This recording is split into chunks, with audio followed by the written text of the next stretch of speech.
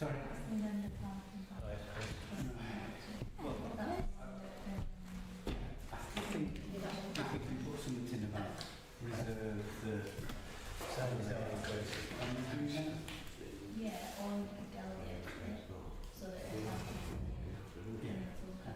It depends if you want it sorted. Well, we've got to delegate the decision anyway. Yeah, okay. Hello, Chris. You all right? Is there some papers there on this? Right. We've got an easy cap. If people to my right, I'm currently deaf in that ear, so I'm not picking you up very well.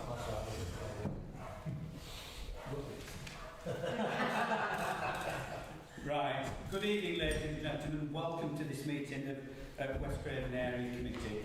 Can I thank you all very much for coming along tonight. And before we get going, we'll do introductions around the room.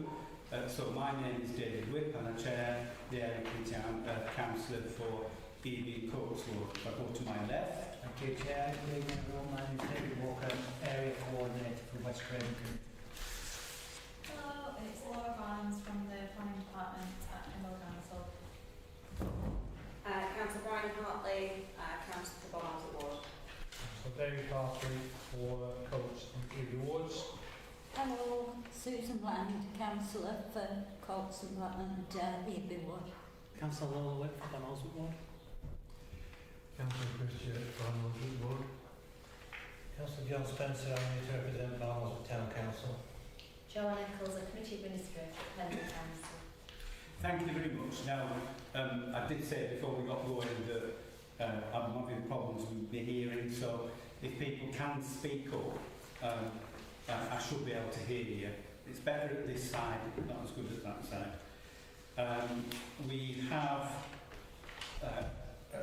3 planning applications tonight. We do have people here for one of those. So if I take that planning application, which is erection of agricultural building at Greenfield Farm, if I take that first on the planning applications, but we need to deal with the rest of the business beforehand.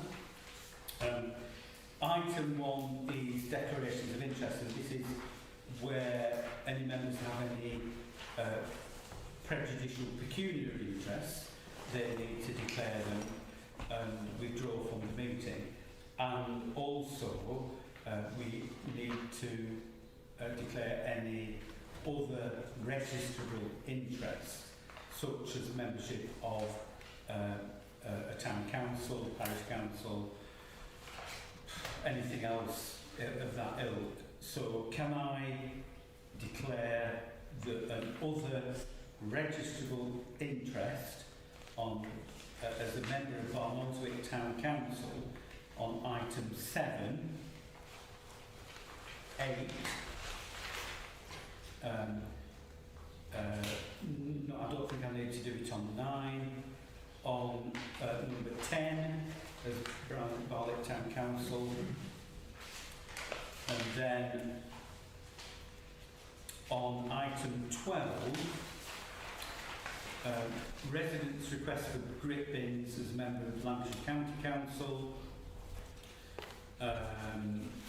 possibly item D on that one as a member of Lancashire County Council,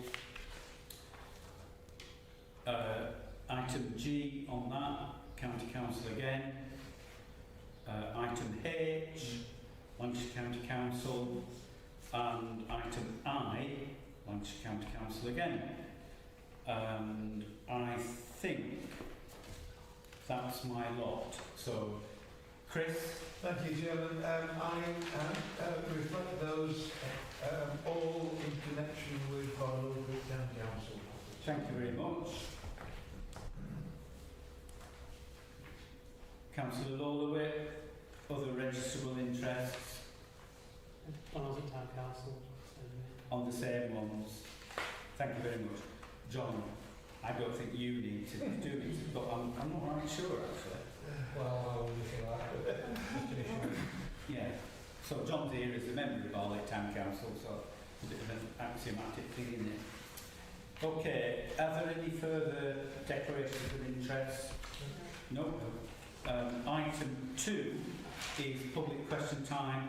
This is an opportunity for any members of the public to ask questions of issues that aren't on the agenda. No? Okay. Oops, my pen's just exploded.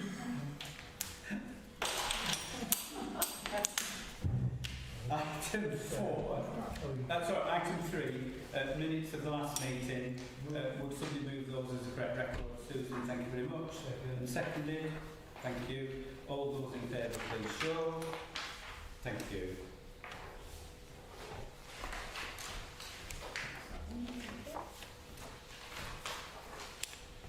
Right, item 4, police matters and community safety issues.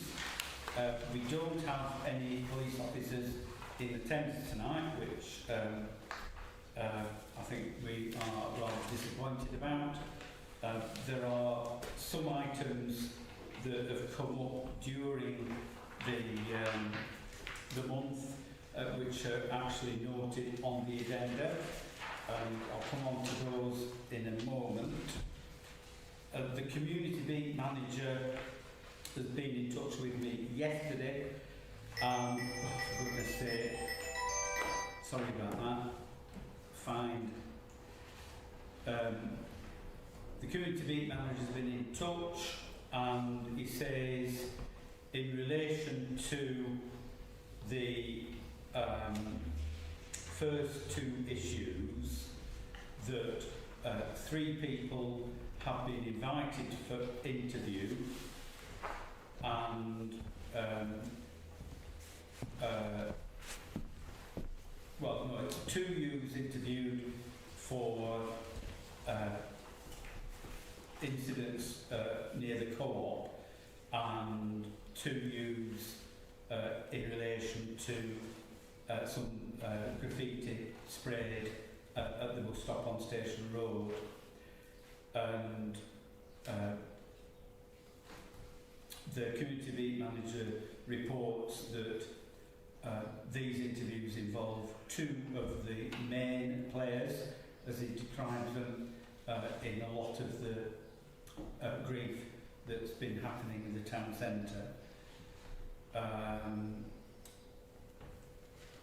So the only other one was reports of antisocial behaviour on Wencliffe Drive in Earby, and Pendle Council's antisocial behaviour officer Tim Horsley has taken that up with the Together Housing counterpart, and linked it to previous reports from 2025, and the Together Housing team are addressing those issues. I don't think there's anything further that I can say on that one. But clearly, in terms of the activities in the centre of Barlick, there has been quite an escalation in recent times, and we do urge the police to get a grip. Bryony, do you want to come in? I do. I mean, I'm quite disappointed that the police aren't here tonight to kind of give a view on that, because it is the same group of views, I believe, that have been causing issues. However, there are other things that residents have mentioned to me that they don't feel have been taken serious about, such as, you know, drug using businesses and all sorts of things that I've referred on to Lancashire Police. Residents don't feel comfortable to speak to the police, even though they can be assured that it's anonymous. So I think it's just to try and find out, is there a way for residents who don't feel comfortable to speak to the police to report things, and to try and reassure the residents of Barnoldsway that all the escalations are going to be dealt with and that it is safe to walk around the town. Yeah, absolutely. Chris? Would it be relevant to mention that 2 officers in a police vehicle were parked in the yard when I came in? Yeah, we understand they're on patrol in the centre of Ely. Thank you. As long as we know that it's... Yeah, yeah, thank you. Can I echo what Brian said in terms of there needing to be effective action? And I think if Brian is putting that as a proposal, I would second that. We do not want to see issues getting out of hand as they have done previously, and we want to see more than a firefighting response. There needs to be a consistent, concerted approach to getting a lid on problems and keeping it there. Lola? Chair, I mean, it was previously the case that we got assurances from the police that that would be happening, and it's clear that that hasn't happened. I mean, there's multiple instances, both here in Skipton and the co-op, which are all related and show a clear trend of quite aggressive and violent behaviour, that they just seem to not be taken adequately, seriously. And I mean, it's they need to walk the talk at this point. Yeah. Agreed. Yeah. In terms of police, what do they call them? Initiatives. They are rolling out an initiative which we used to do 20 years ago.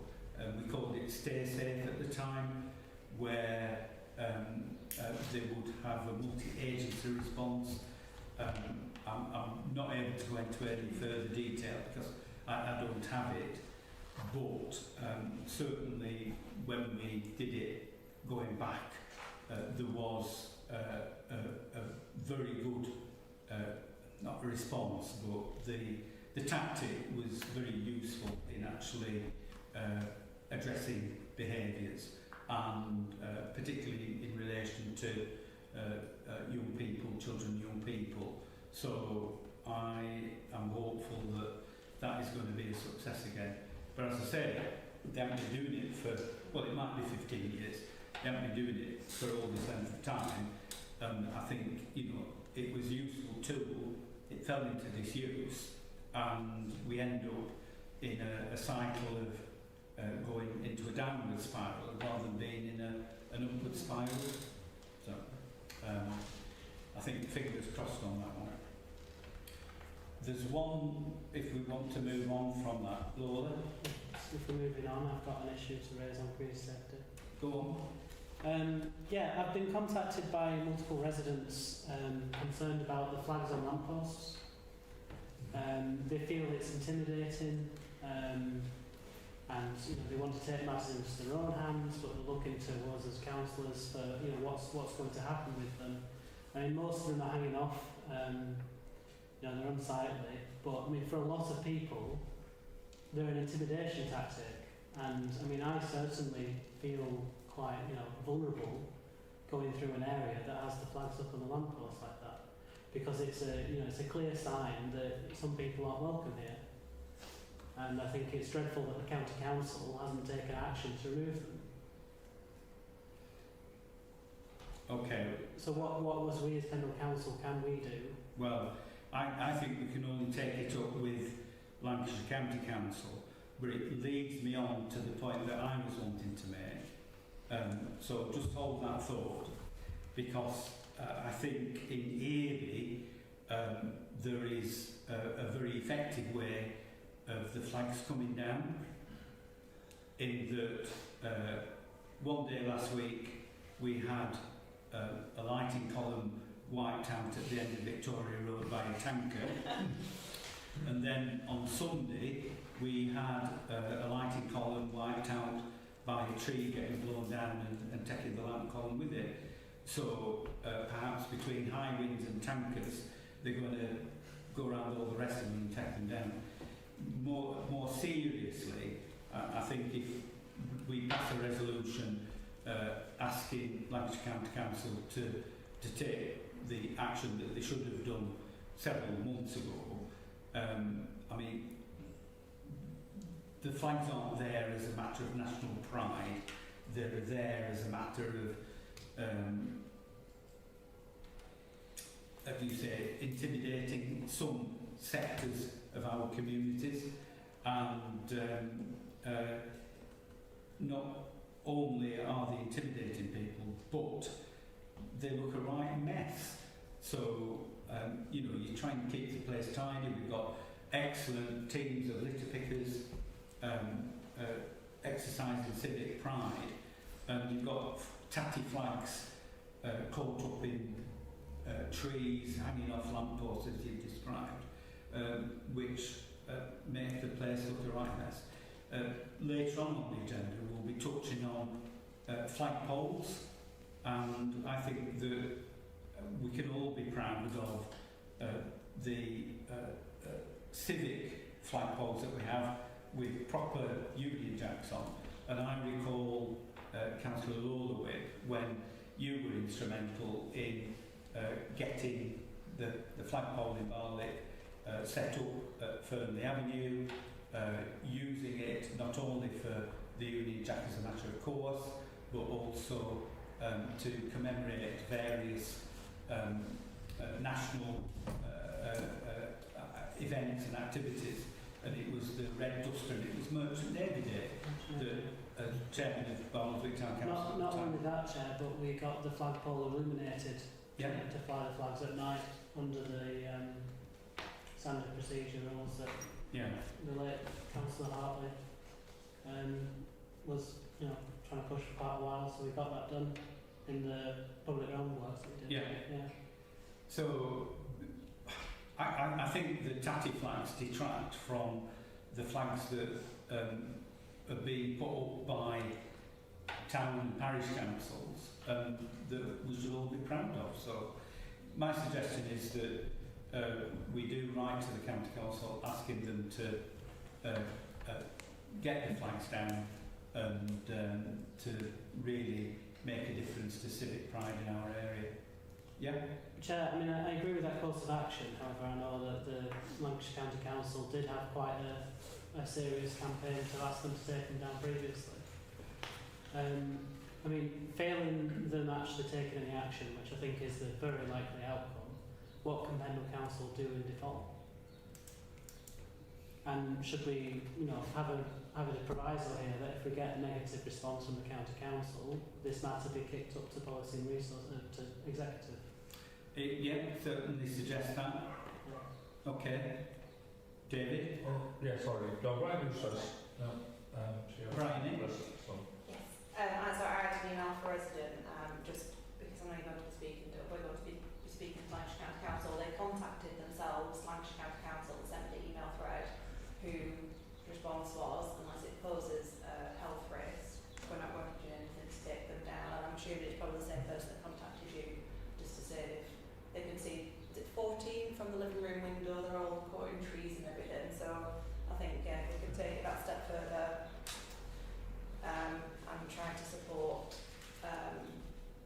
taking them down and actually having, you know, it's okay to be proud of where you're from, but things hanging in around people's satellite dishes aren't exactly showing pride for the nation.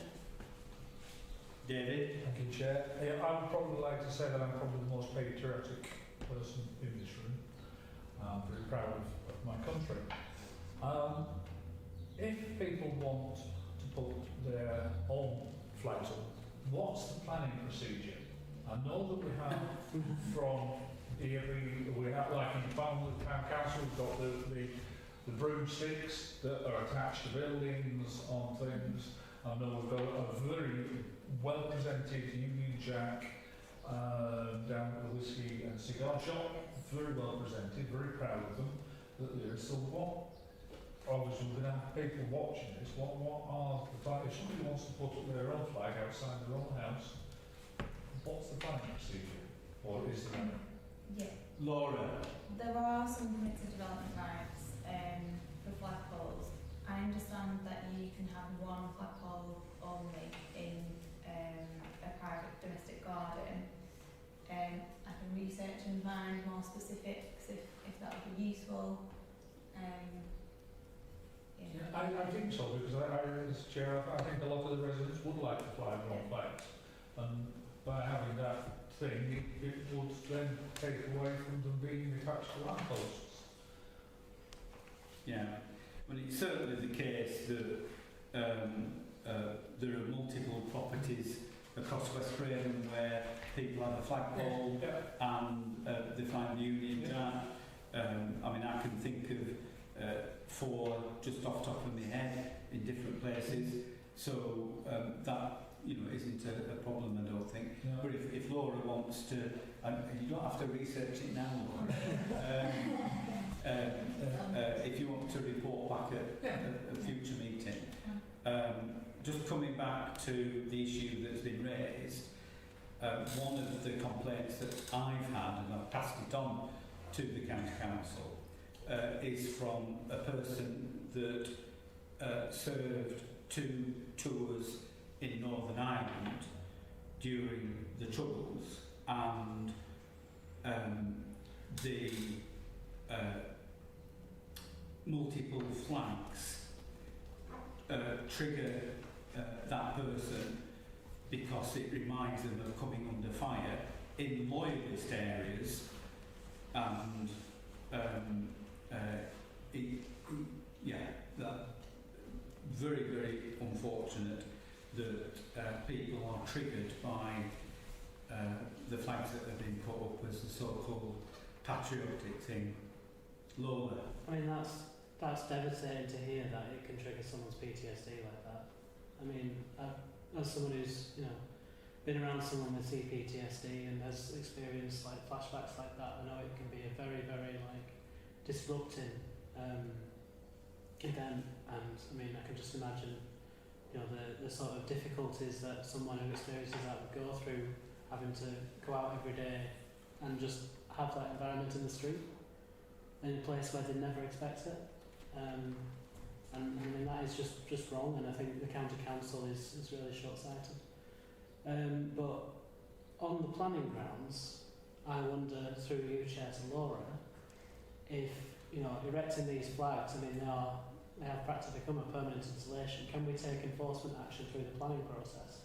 On the County Council. On the County Council. Let's let Laura report back on that at the future meeting. Certainly, the Highway Authority,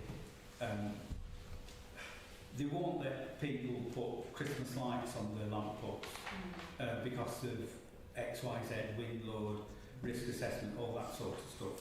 So it's remarkably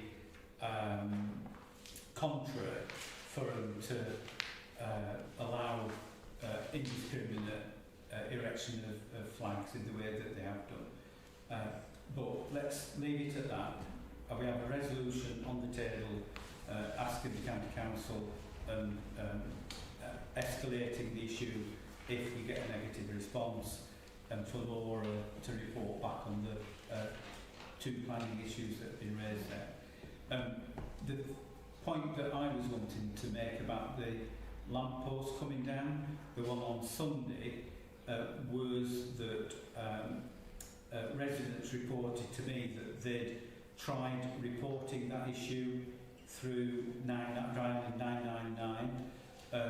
I've had a bit of an exchange with the police in the force control room, and without getting up the particular phrase that they've used, they do say that if a lamppost or a tree is down across the road, across the carriageway, then 999 is the appropriate way to report that.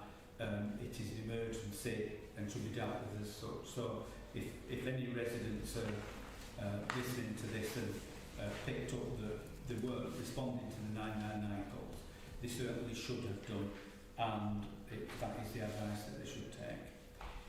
Can I ask, are there any further issues that people want to raise on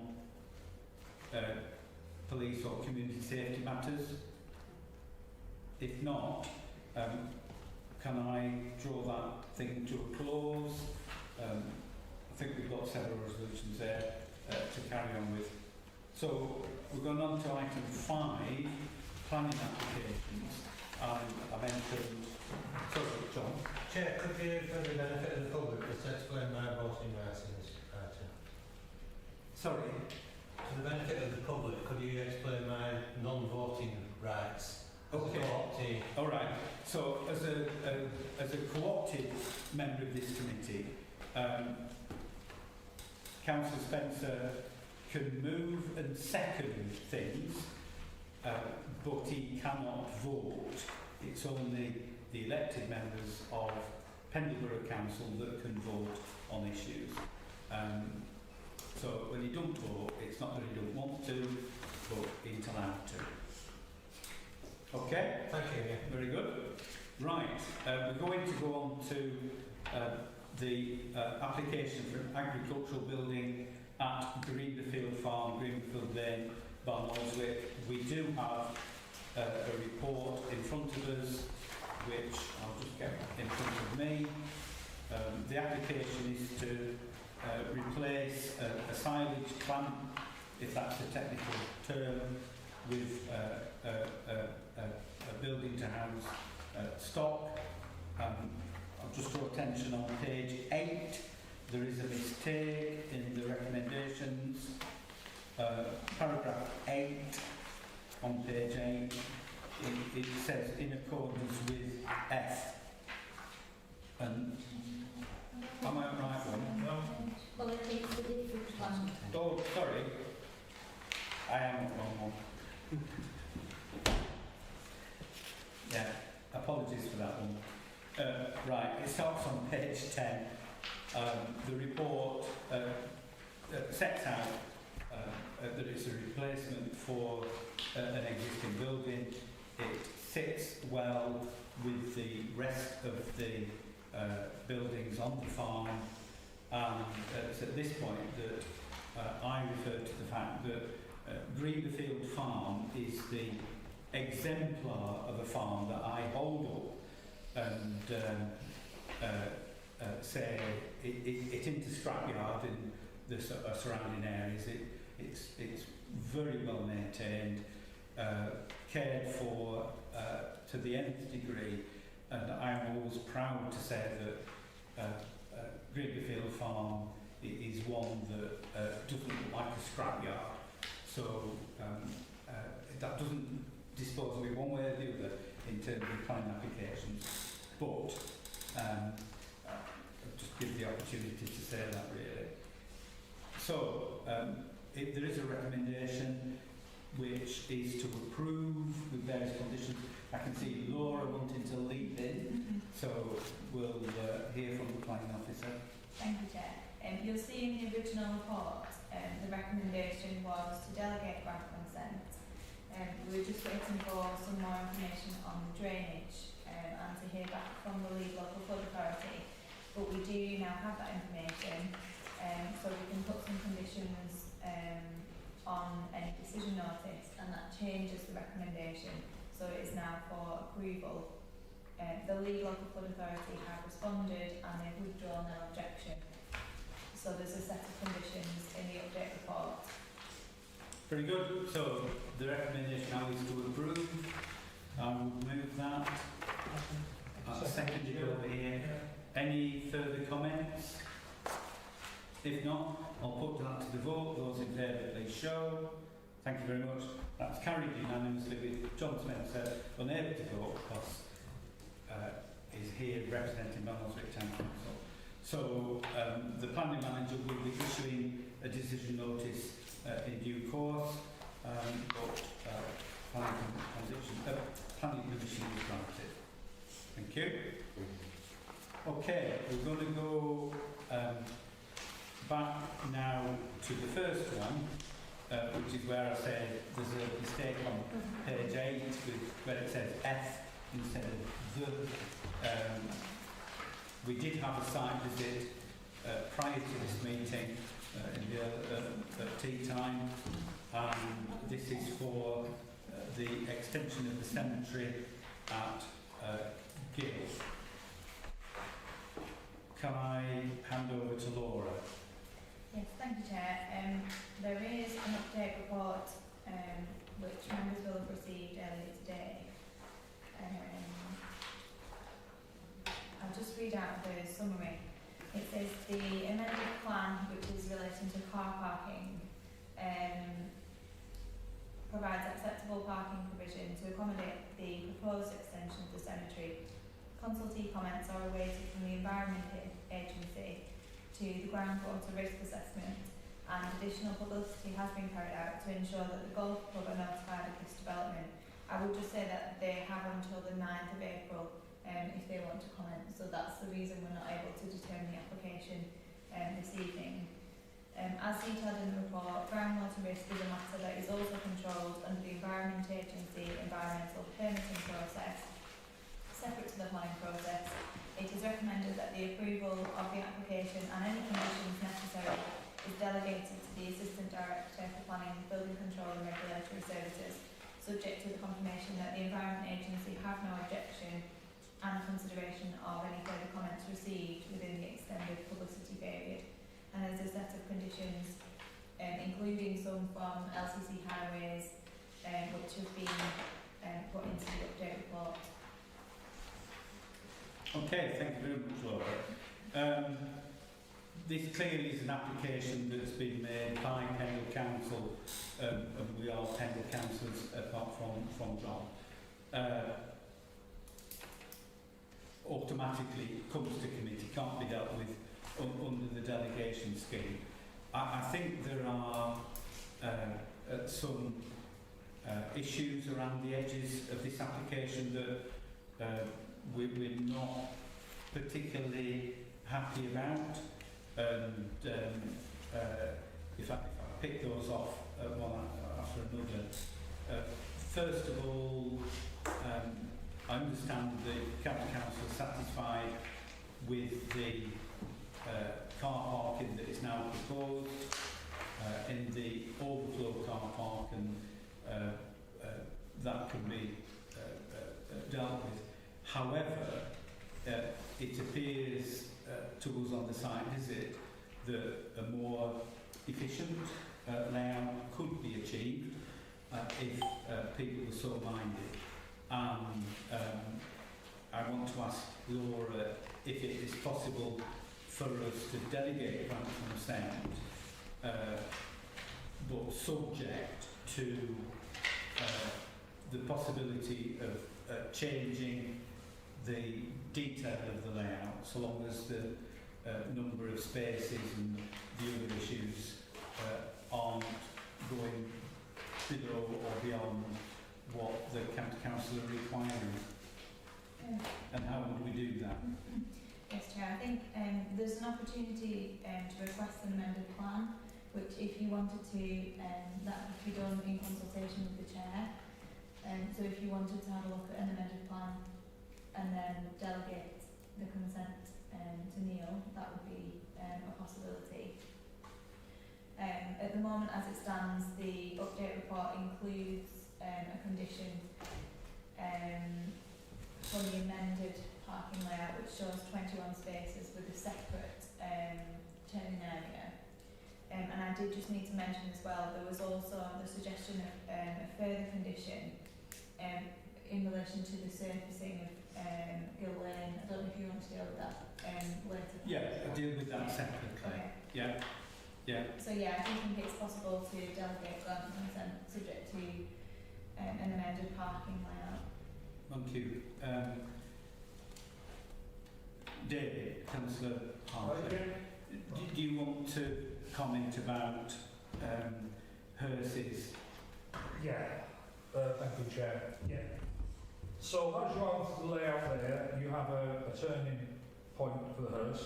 There's no way that a hearse can actually get into your turning point. That's unacceptable. You can't come in via the car park entrance because it's too steep, and certainly winter it's too icy. You can't get in via the Gill Lane entrance as shown in red there.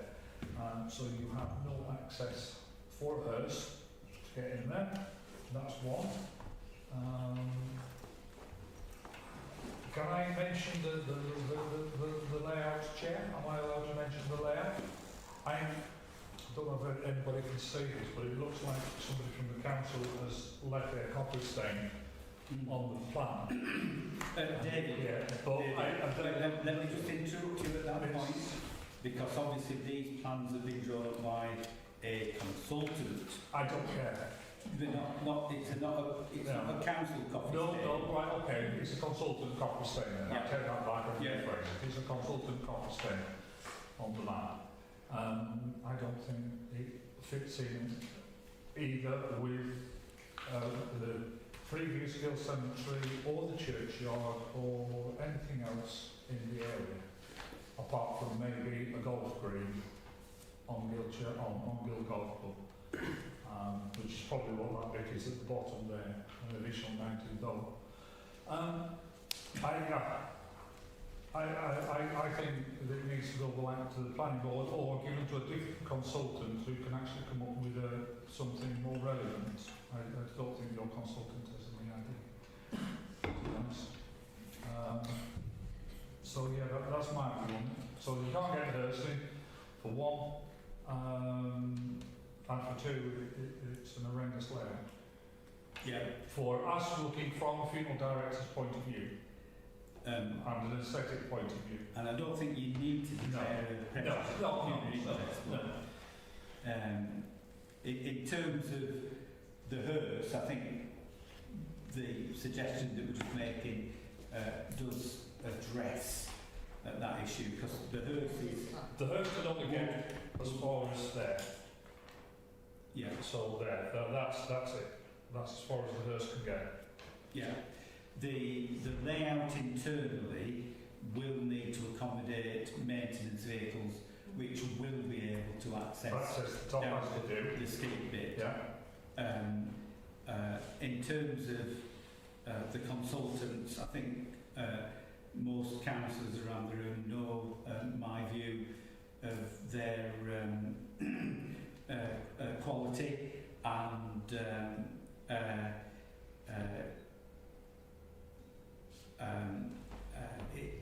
I don't think it's a secret that I am wanting the oversight of this project to be in-house and dealt with by council staff rather than more work by the consultants, and I know that that is being looked at. But that's all not planning.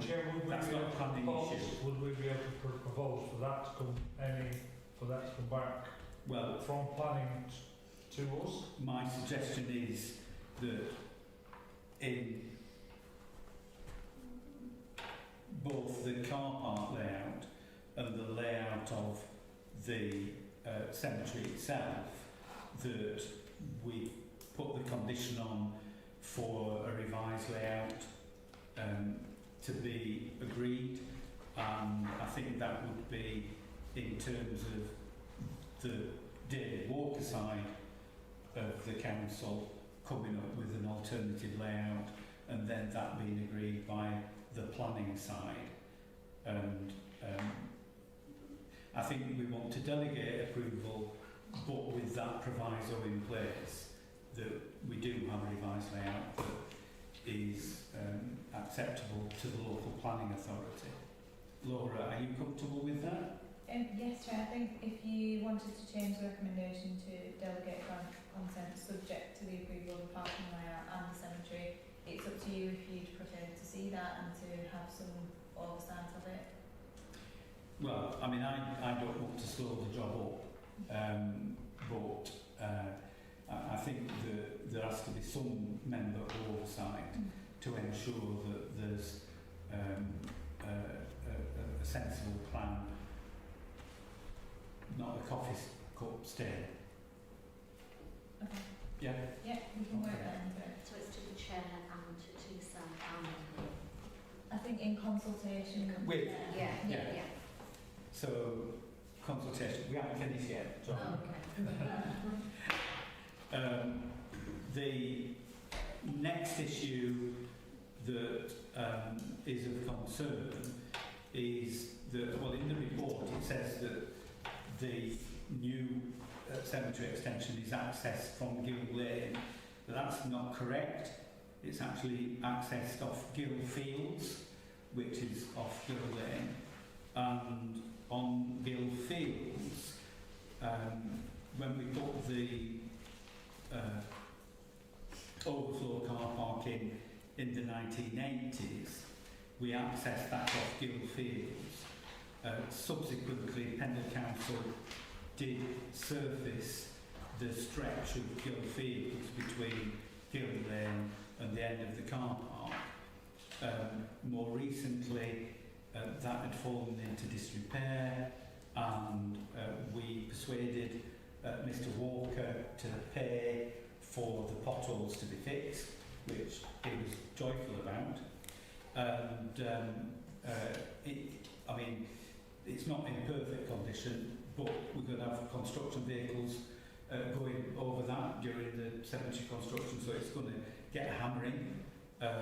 And my view is that there ought to be a condition on that requires the surfacing to the satisfaction of the planning authority as part and parcel of the approval.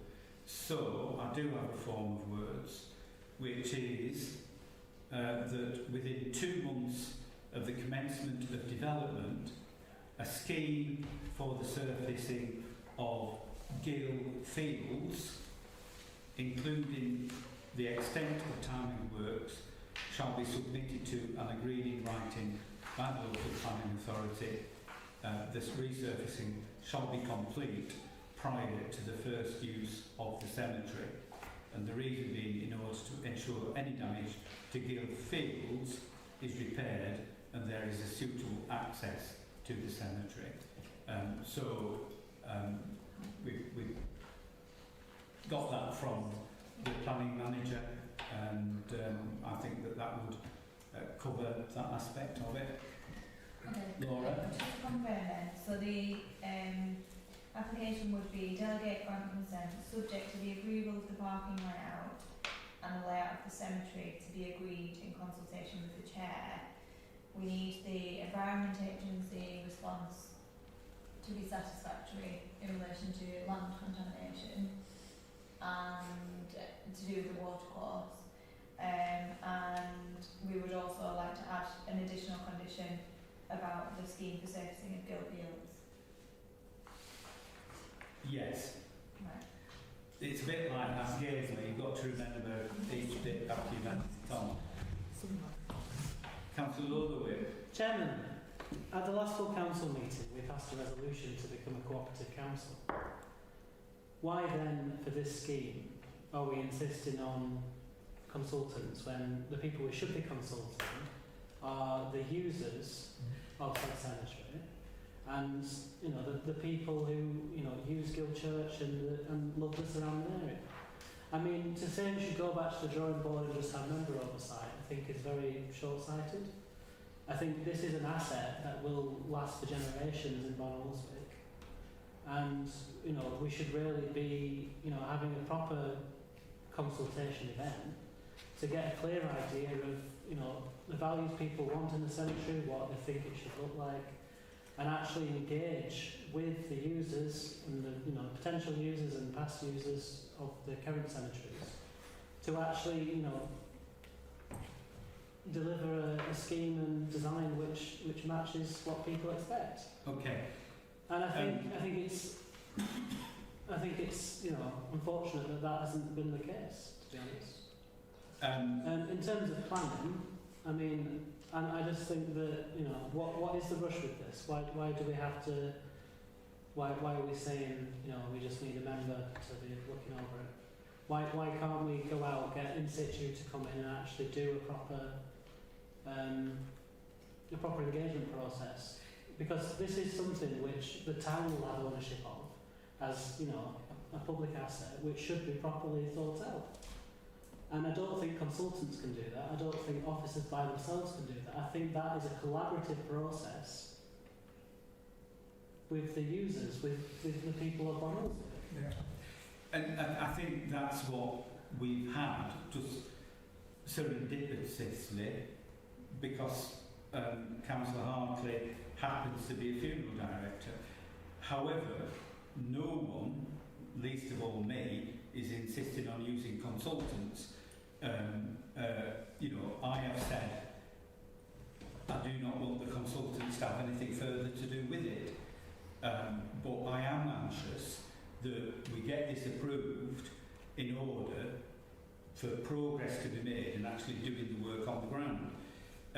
Before we know it, this summer will be gone and we'll have ground conditions that won't be suitable for doing the work, and it will be 2027.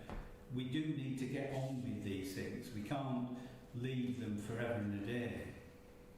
So I think that we can encompass the sentiment of what you're doing, but remember the process began, I don't know, 2023. So, you know, it's been going on for 3 years now as this, and I fully agree that there should have been a better grip than the consultants running away with their ideas, which quite frankly is a cut and paste job. If you look at the design, planning and design statement, it's just cut and paste, pretty pictures that we're going to plant these flowers. It's rubbish. And, you know, we're paying these people a small fortune, so I'm not having a go at you, David, but quite frankly, I think the sooner that they don't have anything to do with it, the better.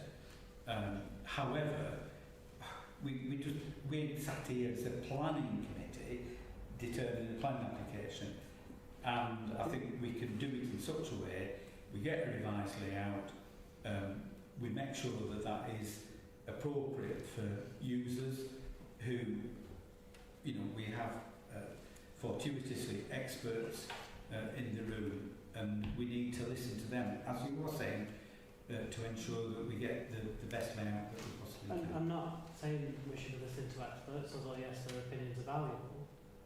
I'm saying we should listen to the users. I'm tempted to comment, but I'm not going to. Well, I think Councillor Hartley's comments about the layout being nothing like similar to the area, I think that is a very strong planning ground to honestly turn this down at this stage. Right. And obviously we don't want to do that. No, let's just reserve the layout. We'll all be involved in ensuring that the layout is appropriate. I'm wanting more than us to be involved. Sorry? I'm saying we should get, you know... I would agree, sorry, Chair, through you, Chair, I would agree with the Councillor Lulwin. Yeah, I think probably a public consultation for the final layout. Not a consultation, I think we've had enough of consultants. Yes. I think we need consultors, I think we need, you know, actual engagement. Right. And I think right. That is not a planning matter, and we are sitting here as a planning authority.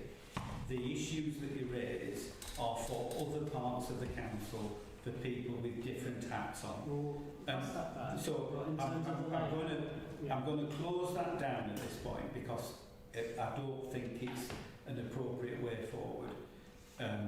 We can use other channels to ensure that appropriate action is taken, but as a planning authority we have to look at it from a planning perspective, and that's what we're doing at this point.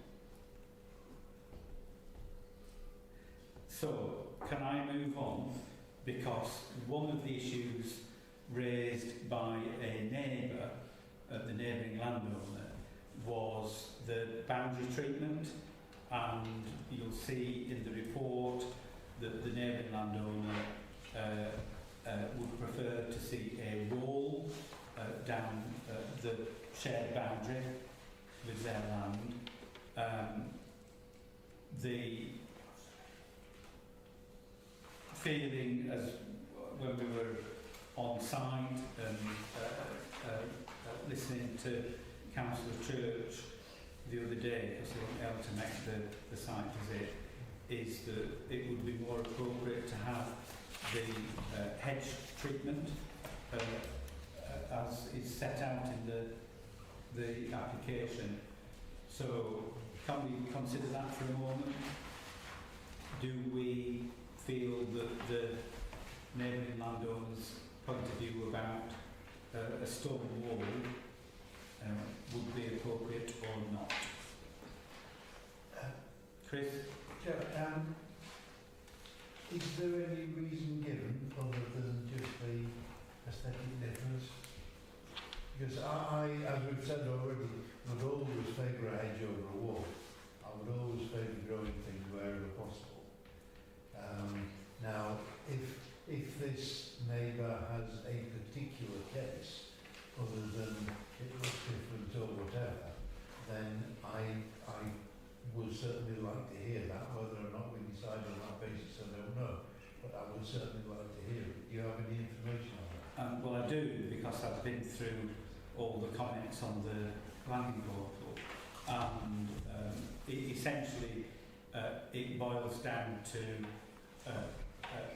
first of all providing an effective barrier for stock. Secondly, concern about visitors to the cemetery feeding stock,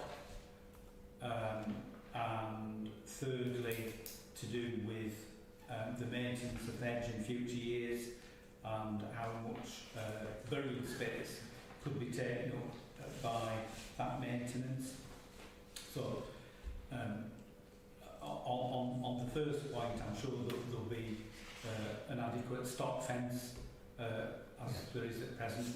On the second point, I don't see many people going down to Gill Cemetery and feeding the animals over the fence that currently is in the overflow car park.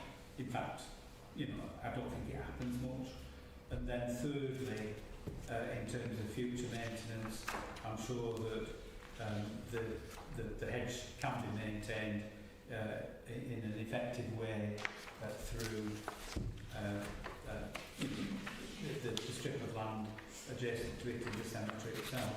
So my view is that it wouldn't be a sensible idea to put another stone wall down there, and given that you're bordering on the open countryside, it would probably be more appropriate to have that natural boundary, and then as you move towards Gill Church, you get into the more formal settings with the walls and the yew trees and all the rest. Thank you. Thank you, Chairman. I agree on all of those points. And also, as an aside, this is an area where there are historic stone walls all around. I don't know how much a new one would look to fit in, however hard they would try. Okay. However, as I say, completely in support of a hedge, which would solve that problem anyway. Yeah, the noises, the lively setting the burglar alarm, don't be alarmed. John, just a point, you can't actually feed the stock at the moment from the car park because they're in a separate enclosure. So you won't see people feeding because it's physically impossible. Yeah, but sometimes there is stock in that field. Yeah. Okay, any further comments about the request for a wall rather than a hedge? Susan? Yeah. Firstly, surely it's up to the farmer to maintain a fence, to make his own fence for his stock to contain them. My second point was, yes, I prefer a hedge, but we did talk about wildlife access, and there are walls that have gaps in specifically for wildlife, because I've seen them up in the Lake District. There's a whole set of different types of stone walls, and it shows the ones where they haven't for the wildlife. But I prefer a hedge overall. Yeah, I'm not sure we've got any gimmer holes in the existing walls, but there you go. I don't know about your statement, it's up to the farmer to maintain whatever. I mean, if it's our boundary and our responsibility to have a boundary barrier, then it's up to us. I don't know in terms of whose responsibility that boundary is, but I would suspect that it is Pendle Council's, and it wouldn't be for the landowner to do the necessary work. So we would put a fence there while the hedge was growing, I presume? I think that would be a requirement, yeah. If it would stop the stock from eating the hedge. Exactly that, yeah. Right, Laura wants to come in because she's enthralled with our... There is a condition which says that the development should be carried out in accordance with the landscaping scheme, which does include a hedge along that boundary. But it also says that if the hedge is damaged within the first 5 years after that, it would have to be replaced. Yeah, it's a standard landscaping condition. In terms of the nature of the hedge, I think that's another issue that we would want to reserve for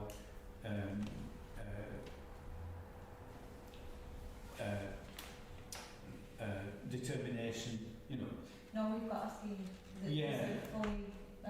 Yeah, we might not be happy with the consultant scheme. Okay.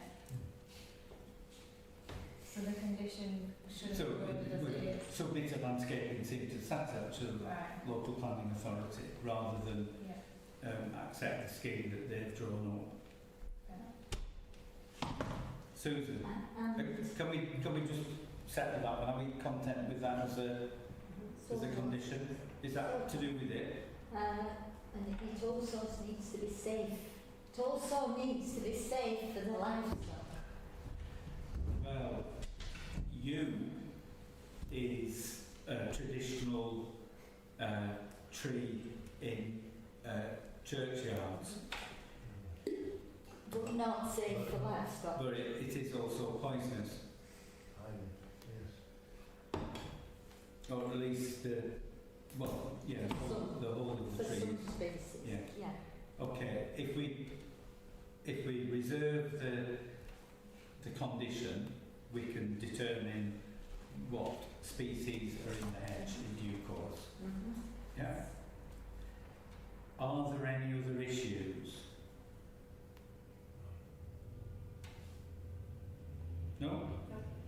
I'm just going to make sure that there wasn't something else that I've forgotten.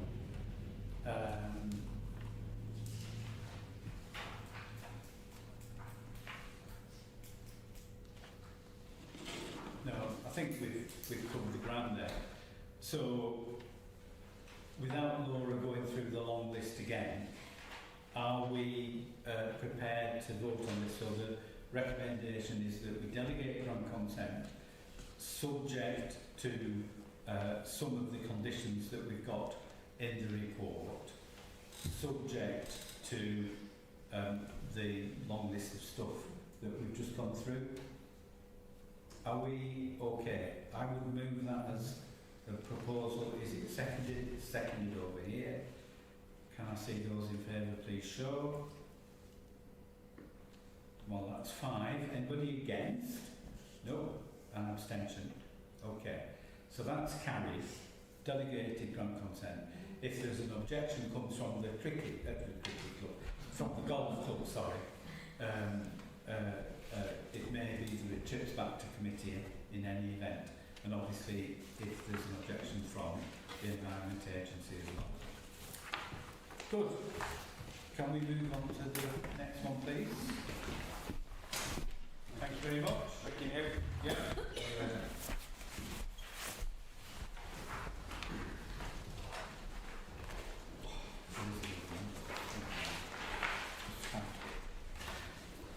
Right.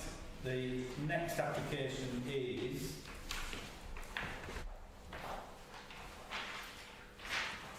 get on the right page. Permission in principle for the erection of 2 dwellings to the southeast of 26 to 28 Barn Road, Earby. If I could ask Laura to give the background to this one, please. Yeah, thank you, Chair. The application is a permission principle, so I think members will be familiar with the type of application, but it isn't a full planning application. It's a two-tier approach, so that initially the principle of the location and amount of development would be established, and supposing that's approved, the next phase would be to look at technical details, so things like the design and layout and highways. In this particular case, a permission principle has previously been approved and it is still extant, which means that they could come in with a technical details consent application for the one dwelling, but they decided to submit another permission principle for two dwellings. In this case, the application site is within the settlement boundary, and the recommendation is to approve the permission principle. Thank you very much. Okay, so there's not much room for manoeuvre on this one in terms of the principle of development has already been accepted. It's a change in number. There is a dispute as to access onto this area, but that is not a planning matter. It's a civil matter between the parties involved. The recommendation is to approve this.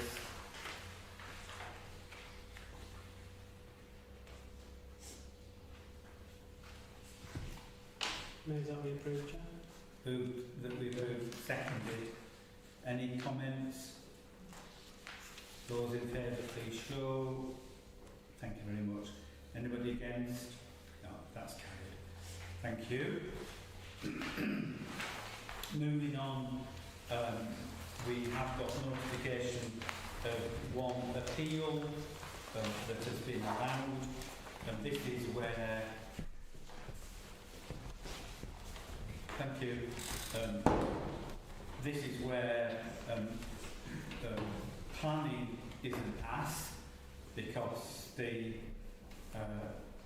planning inspector has approved the plans which show a footpath pavement linking up with the pavement, but unfortunately the pavement in question can't be used because there's a lamp post and a telephone pole actually blocking the route. So that was discussed at the approval stage. It was discussed, and subsequently we rejected an application to discharge conditions. They've appealed against that, and the planning inspector They stood has up in allowed our their meeting appeal. and said Sorry, Lola. they stood up at the meeting originally and said we can move them and we'll connect that pavement. I mean, that is a flagrant abuse. And we can we escalate this from our end? No? No. It's a nonsense, which is why I said the planning is an ass. But, yeah, I mean, wholly unsatisfactory as far as I'm concerned. Laura? If you wanted to try to alter the appeal decision, it would be a matter of judicially reviewing the decision.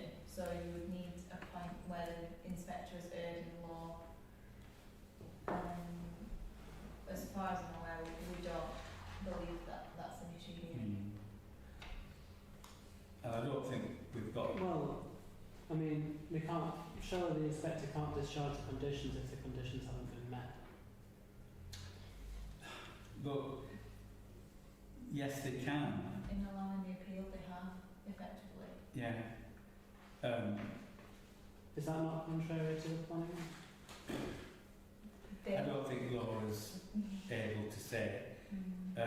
But we can only appeal if there has been a flaw in the process. In, something that they've done, the planning inspector has done wrong. And even if we won the judicial review, it just sets the clock back, and it doesn't stop them pursuing another appeal if there is a flaw. But I'm not aware that there is a flaw in the process. But it's just a nonsense, because there's a pavement on the existing Courts Lane, and there's a pavement that has been built from the development side to meet up with it, but you can't use it. It's completely bonkers, and that's why we need to prove the reserve matters with that in it. But it doesn't look like there's anything that we can do. Well, can we move, I'll move that we have someone look into it to see about judicial review, and Well, we can ask. just report us back to, you know, a future meeting. Yeah. We can ask that it be considered, but quite frankly, I think clutching the straws in the word. I mean, this was, you know, the continuous pavement into the, you know, the sort of residential area proper. I mean, this was like the keynote thing that we got to approve the application. And I think that the inspector hasn't adequately considered that in this appeal decision. The inspector's letter set out that in their view, the access directly onto Courts Lane was adequate.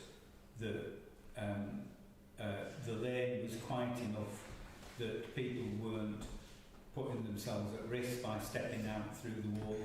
The wall has been lowered, so visibility is good, and there isn't a necessity for the pavement link to be required. I am not saying, these aren't my words, I'm paraphrasing what the inspector said. So the inspector was satisfied that the arrangement to come out onto the Courts Lane itself from the footpath stroke cycling was adequate. Well, yeah. Like I said, you know, it's a nonsense result, but Just what's the whole point of this process if inspectors can just come around and make any decision they want, just like completely overriding any local input? I mean, they might as well decide the whole thing for us. well,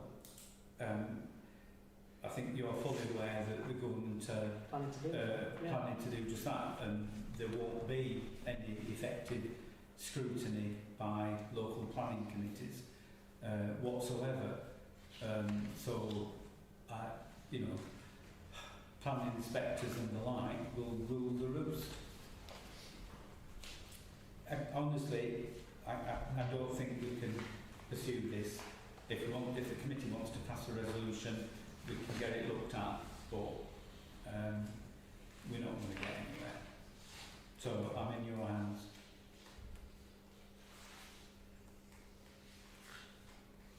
I'd be happy to second Councillor Witt's motion to have a look to see if there is anything that Thank we can you. do. Right, that's moved and seconded. All those in favour, please show. Thank you very much. That's carried. Right, moving on. Enforcement action, he says.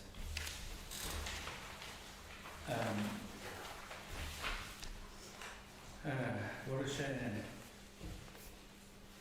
Sorry.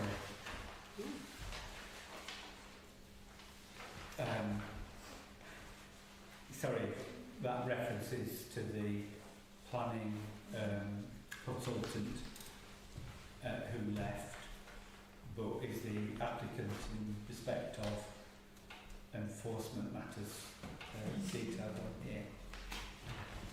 Okay, Laura, have you got any updates on any of these? I think on one story.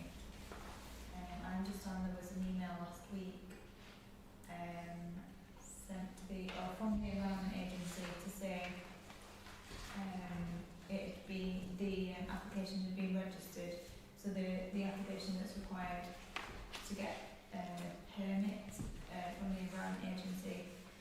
It's now been registered and it usually takes around 2 months for this to be responded to.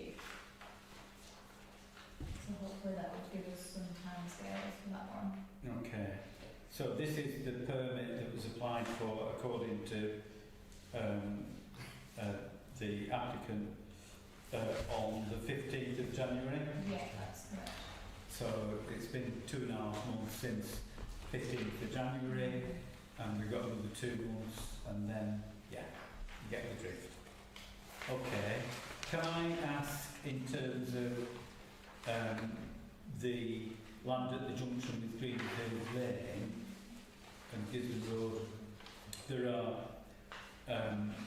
multiple references to this on the agenda, and I've lost track of how many times we've had these people in court. The latest one was convicted on 25th of February. Langdale Homes fined £3,164, £700 costs, victim surcharge £704, total £4,564. And then Joseph Hindle, who I'm assuming is a director of the developers, fined £1,100, cost of £700, victim surcharge £440, total £2,240. But if we go back, there have been a total of 1, 2, 3, 4, 5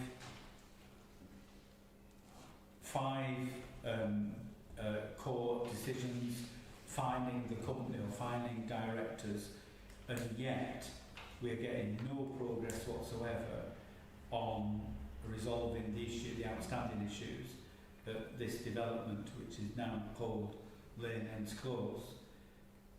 So my question would be, is there any further action that we could take in order to resolve the outstanding matters? You know, can we do it in default? I mean, we're not wanting to prevent them from doing something, we're wanting to encourage them to do something, but can we serve an injunction? How do we take this forward? Because going back to court for the 6th or 7th or 8th or 9th or however many times it takes is clearly not having the required impact. Laura? Sorry. David? Through you, Chair, I suppose. It's, we could take the committee's point and raise that with the legal for some guidance on other actions. But the last conversation we had was exactly as you just were laying. There've been 5 cases currently been in court, and we're preparing a further case against directors and the company again. So we'll gladly take that back and see whether there's any different action that can be taken to encourage action. Okay, Chris, are you supporting that? Yeah? Okay, so we explore what further action can be taken, as well as taking to the court for the umpteenth time. The other issue related to this, you'll recall that, and it's item 4, I think, that we did meet with United Utilities a little while ago now, and Neil was exploring the planning consent that you got for the wastewater treatment works, and what there was in that in order to try and resolve the whole of that issue. And at this point, can I declare other registrable interest as a member of Lancashire County Council, because the County Council is involved with this, and as Highway Authority and as Planning Authority. If they're doing different stuff, we won't perhaps be in the pickle that we are at the moment.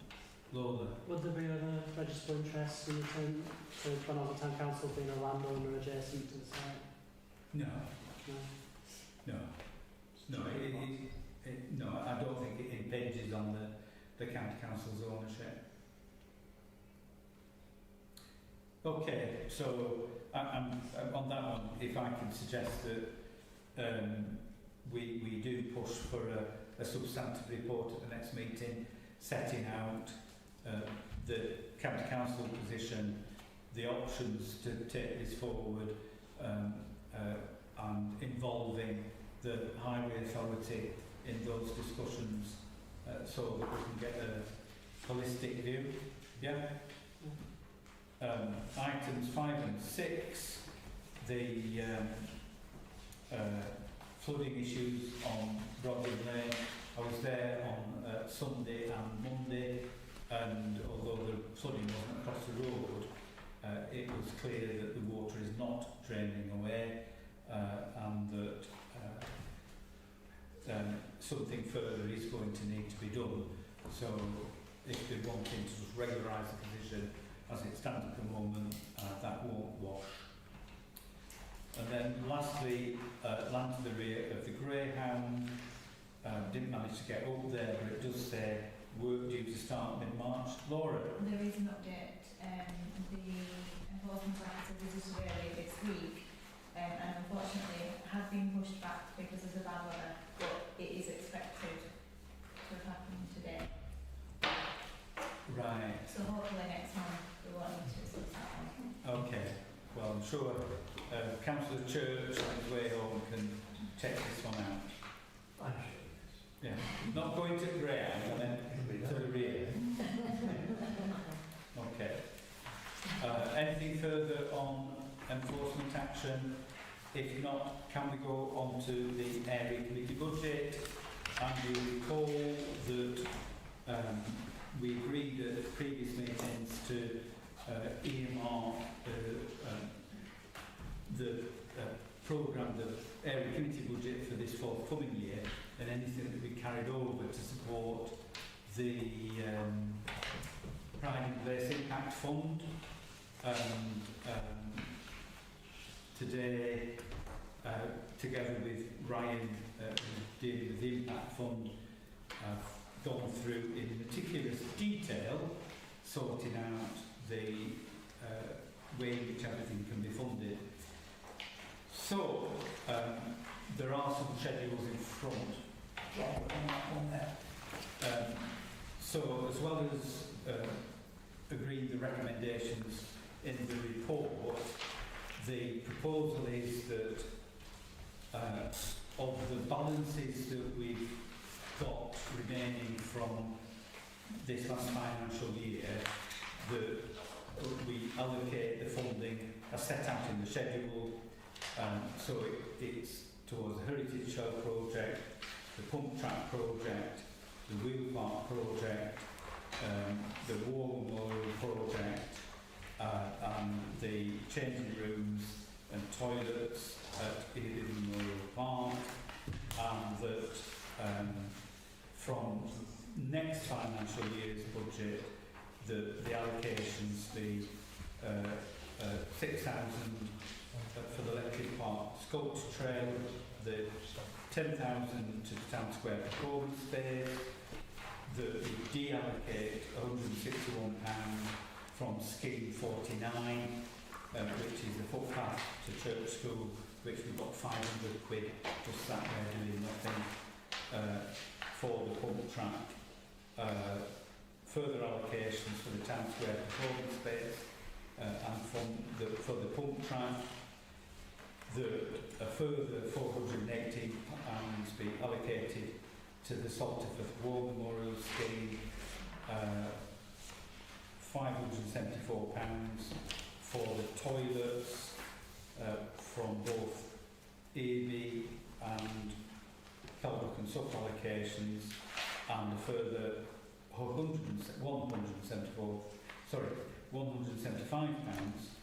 for drainage work from that allocation as well. So I would move that. It delivers what we said we were going to do, and provides the match funding that's taken into account in determining the impact fund. Lola. Chairman, this is just in regards to this item relating to item 11, Northbourne Community Centre. Sorry. Northbourne Community Centre, item 11. Yes. I'm wanting to propose for that we allocate £5,000 to make for legal fees for if a resident just wants to take it forward and register a body. Yeah, I'm sorry, Lola, but the previous decisions of the committee were to use the allocation, the budget allocation, in support of the impact fund, and the impact fund has been determined on the basis of those allocations being made from this committee. So the proposal that's set out doesn't include Northbourne Community Centre.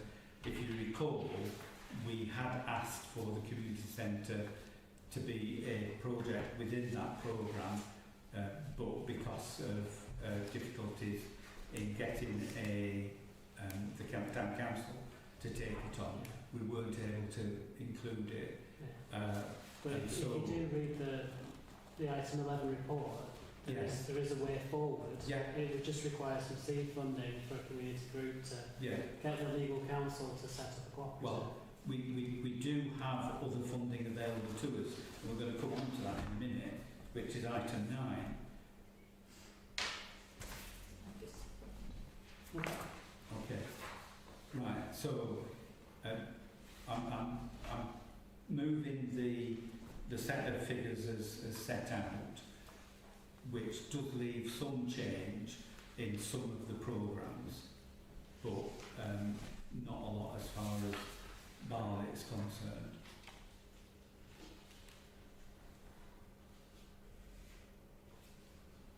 Is that seconded? Thank you very much. Comments? All those in favour, please show. Thank you very much. That's carried. Moving on then to Pride in Place Impact Fund, and there's a report in front of you on the table which sets out the situation. You'll recall that, well, some of you will recall that we met Ely Town Council in this room a little while ago. Susan's going to report the latest position from the Town Council in a minute, but we varied the programme as far as Ely was concerned to take into account what Ely Town Council said they wanted, and that revised programme was agreed by the executive. However, in the meantime, the MP was lobbied by one of the Ely Town councillors, who then caused for the process to be halted and be subject to further consultation. That request was considered by the executive and dismissed in view of the fact that these projects ought to be completed, or very well on the way to be completed, by 31st of March 2027, which is just 12 months away. And given that a lot of these schemes need designing, some of them need planning permission and other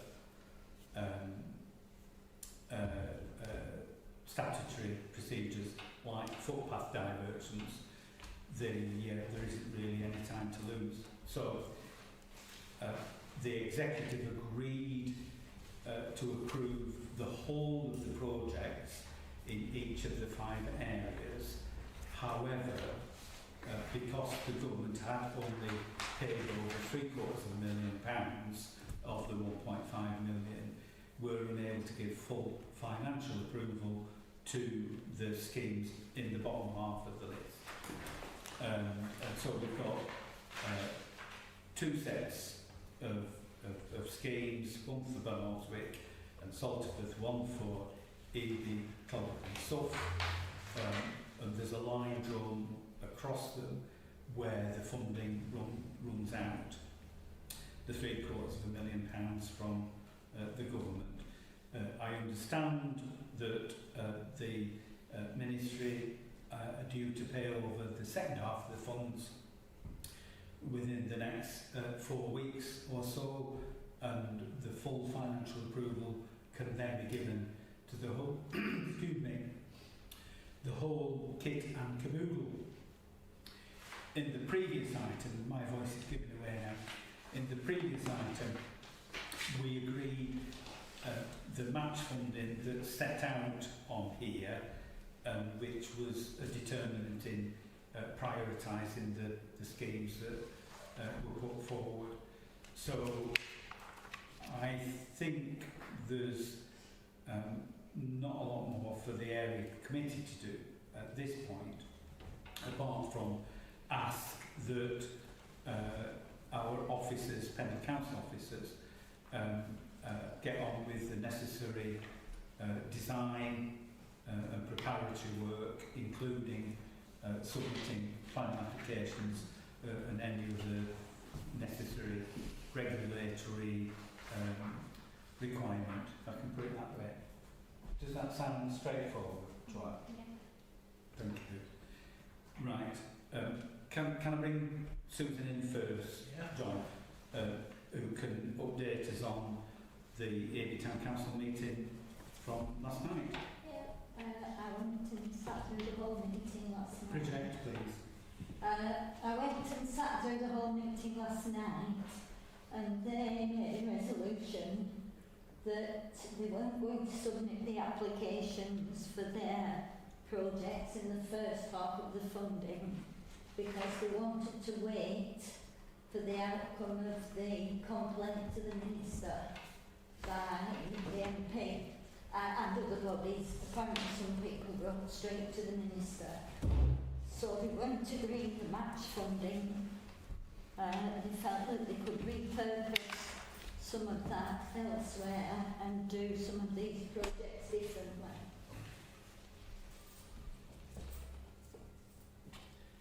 I presume that will be in the minutes, but I did have a look earlier today and the minutes weren't available for the meeting. Okay. Because I was going to bring them up now. Okay. Right. I believe they had to submit application forms for these projects, and they said they just weren't going to bother. Okay. Well, I mean, that's entirely at their discretion. I think shooting yourself in the foot is the phrase that comes to mind.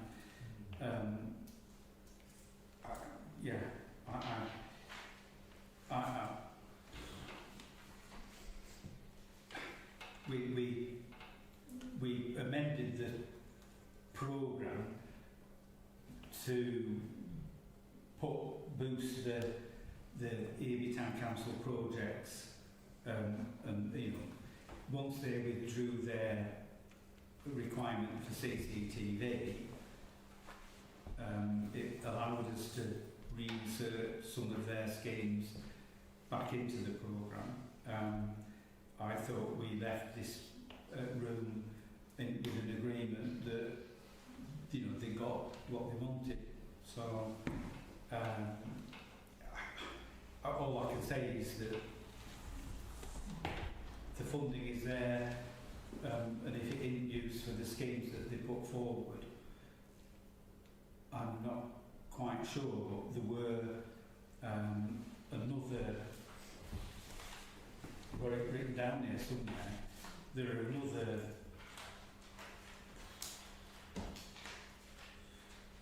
probably £100,000 worth of bids that were put in for EAB, which could well go into the programme, and Councillor Lola Whip's proposal for Northorn Community Centre, which was there was 20,000 bid for that previously, could go into the programme instead of some of the stuff that the EAB Town Council was asking for. But I mean, that's all for the future. Susan? On the second half of the projects, the committee was very unhappy that they felt that they were being told how to use their legacy fund as well. So that was the other point that came up, Okay. that they had to put that into I think the phraseology is a bit off there because the legacy fund is something of our creation, which we're handing over to Ely Town Council. It is entirely up to them how they use it. When we met with the Ely Town Councillors, as I say, in this room, we discussed how we could get the banking scheme, which was their top priority project, into the programme. The only way that we could do that was to put a reduced amount in because there wasn't sufficient funds otherwise. We pledged to put £2,000 in from the area committee, which we will do in due course, but we suggested that if they wanted to use the legacy funding for to get it back up to the £45,000, that was available for them to do so. They're not being told what to do. It was what we discussed at the meeting, and it's a possibility. So anyway, that's up to them. John? Where are the involvement of Town Council's match funding in this chart? I emailed round earlier on, Yeah.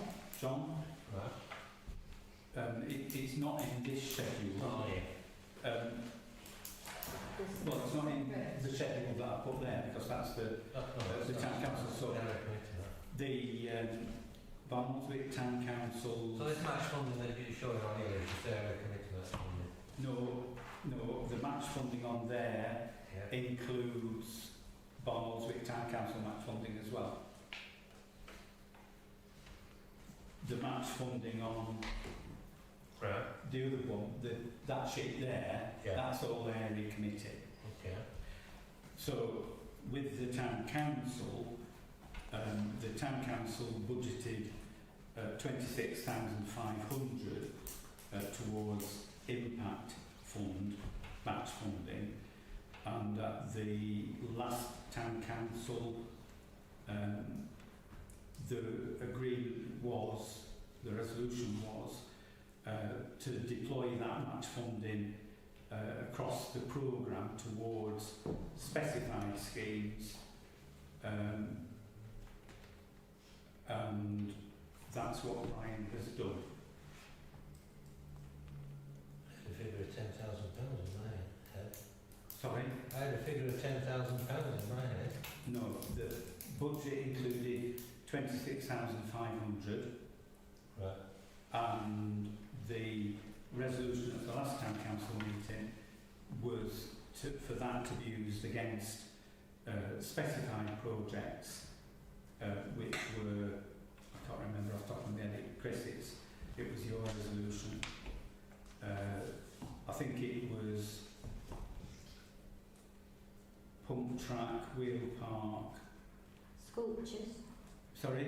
Sculptures at Leckliffe. Sculptures at Leckliffe. What was the other one? The tree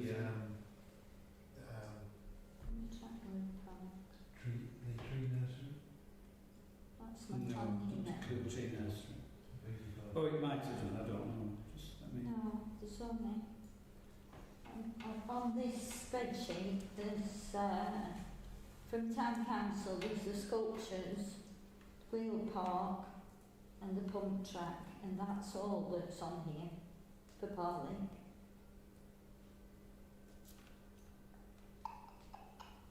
Yeah, so that will be it then. Is that okay, John? Yeah. I'll look at that. There was 10,000 for the wheel park to replace the wheel park. 2,250 for the sculptures. I'm just trying to find the relevant email now. I don't think I'm going to find it. I've got it here. I've got the chart up, if you want to look at that. So I'll look at it later. Okay, right. So the proposal is that, as far as this committee is concerned, that we do whatever I said. Authorise officers to prepare the plans, design work, submit planning applications as necessary, and take any other regulatory requirements. Yeah, I think that boxes it off. I'm not quite sure in terms of the Ely Town Council projects, but it may be that the programme has to be revisited in the future, and it may be there's an opportunity to take forward projects like Northall out of stuff that may not otherwise be happening.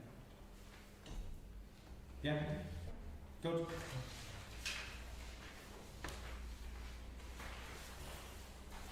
Item 9 is legacy fund, and we have a report that shows of the town and parish councils from the Pendle Council pot of £500,000.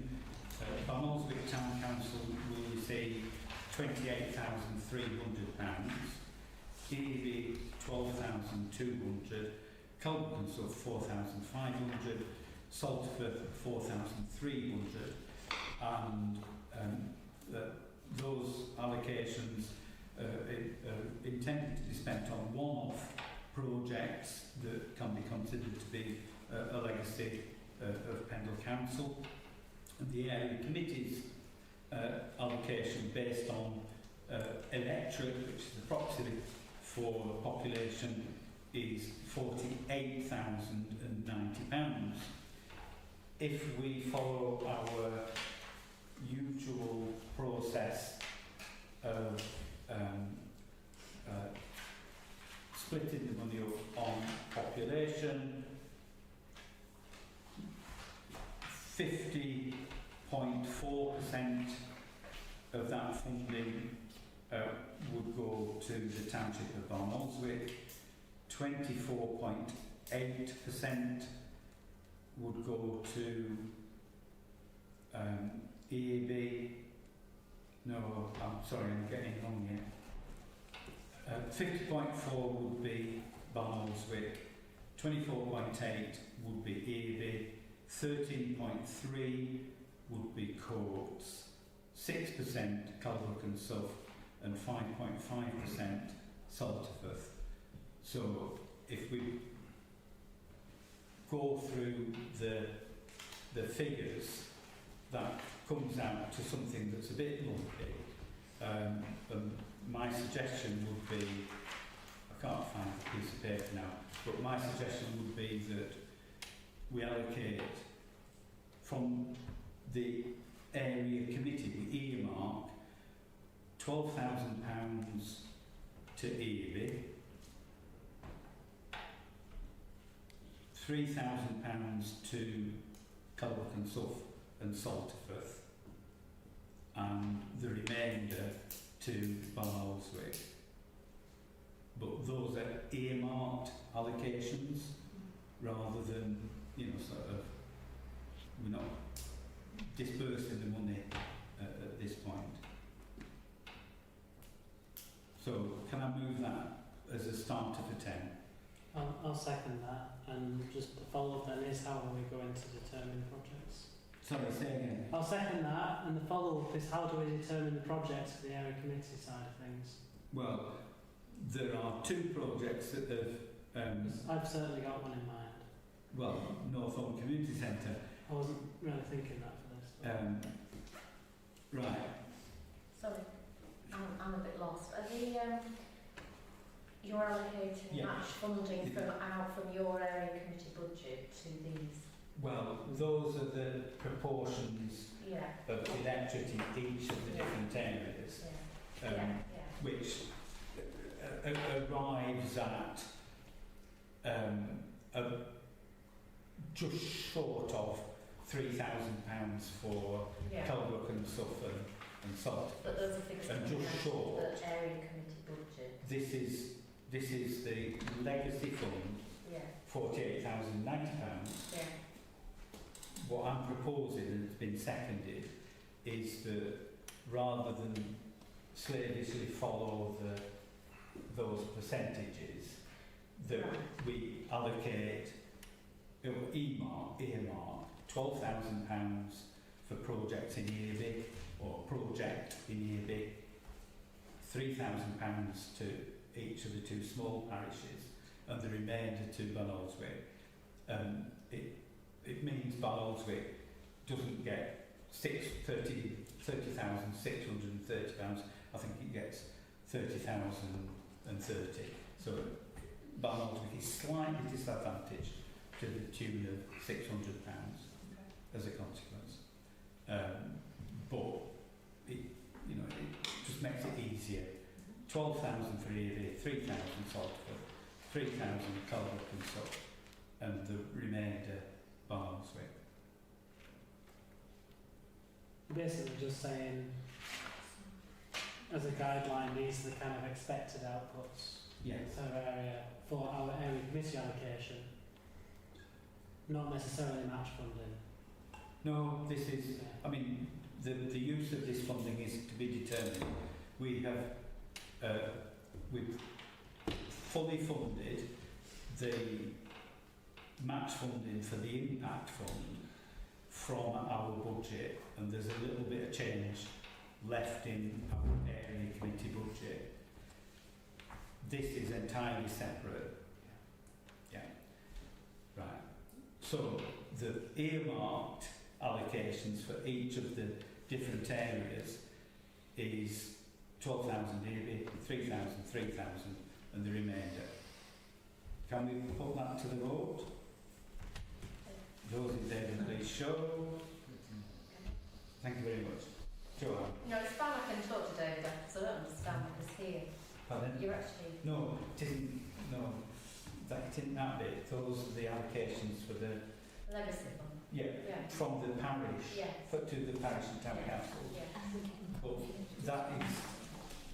that gives a diminution of £2,000 Basically, to each how this is split. parish and town council, Yes. and then the rest of it is divided up on the Get it done. electorate basis.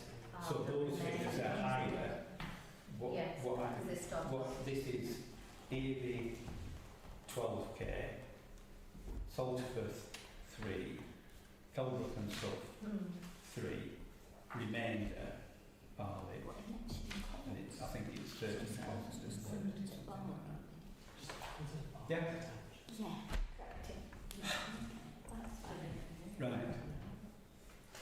In terms of the EAB legacy fund allocation, can I propose that, and taking into account what Lola has just suggested there, that we allocate £7,000 towards the creation of a pump track on land off Bailey Street, and that in association with that we do several different things. First of all, that we approach Barnfield Construction for their participation in that project. Secondly, that we ask the executive and Pendle Council to consent to the use of the land for a pump track. Thirdly, that we authorise and instruct preparation of designs and planning application for such a scheme. And fourthly, that we seek match funding from external sources in order to fully fund the project.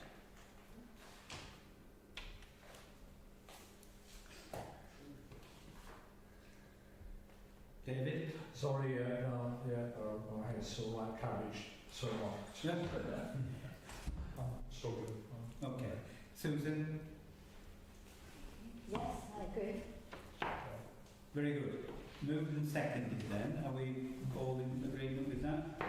Yeah. Yeah. Thank you very much. That's carried. So Lola. the £7,000. Sorry? So the £7,000 is from... Area allocation. Right, so it's from there. So 7k. Yeah. Yeah. Yeah. Sorry, Joanne. It doesn't matter. I'm just I thought it was for the town. No, Parish there's, councils as well. there's two separate amounts of funding. Yeah. So going directly to the parish and town councils It's not. is that lot. Yeah. This bit here is area committee. I get it. Sorry. Yeah. Okay. Yes, I do. Thank you. Sorry. Sorry. Right. Right. Councillor Lowlwick wants to do something for Northorn Community Centre. Well, I mean, I know there's funding out there to do it. I just think that if we're going to get residents, I mean, it's difficult to, because I want to talk about this on item 11 at the same time, ideally. But essentially, one of the major hurdles is like, you know, that first step in getting registered for cooperatives. And a lot of that is due to people not really knowing how to like find and apply for grants. So I think that having some seed money there for them to engage a solicitor and to get the ball rolling in terms of registering a cooperative society, if they want to do that, is a means of you know, getting it started. So I would propose £5,000 to you know, put in the Northorn Community Centre into a cooperative ownership. Okay. EB colleagues? Susan? I think that we should continue to talk to the local people. Do we have people ready to step in and run this? I think there's work to do in that respect, but we do have residents who are keen to take it on. I think the point Lola's making is that this can seem daunting, and giving some funding or making some funding available in the first place could be one of the foundation stones that helps to build the process. I mean, I think, Susan, you know my view. Northorn Community Centre was a planning gain that we got for the community at Northorn. It should be a community centre.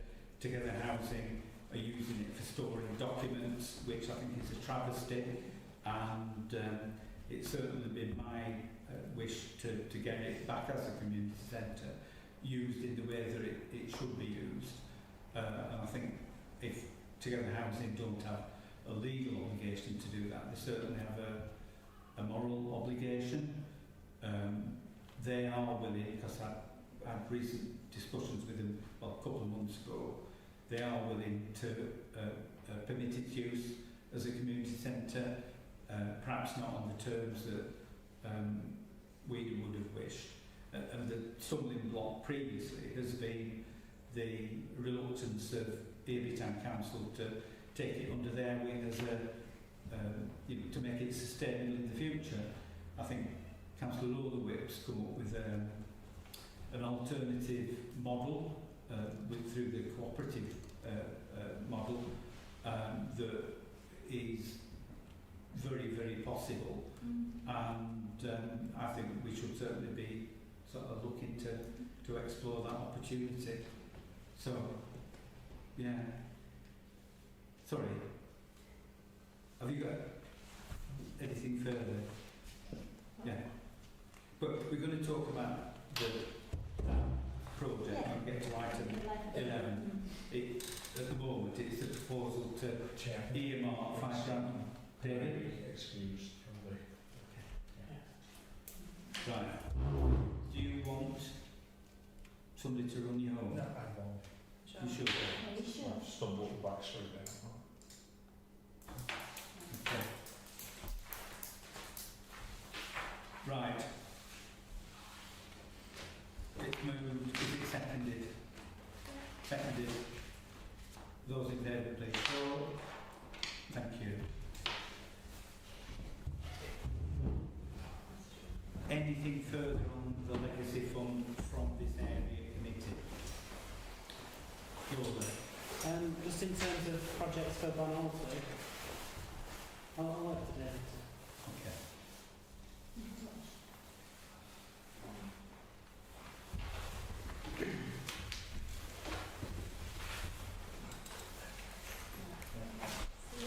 Yes.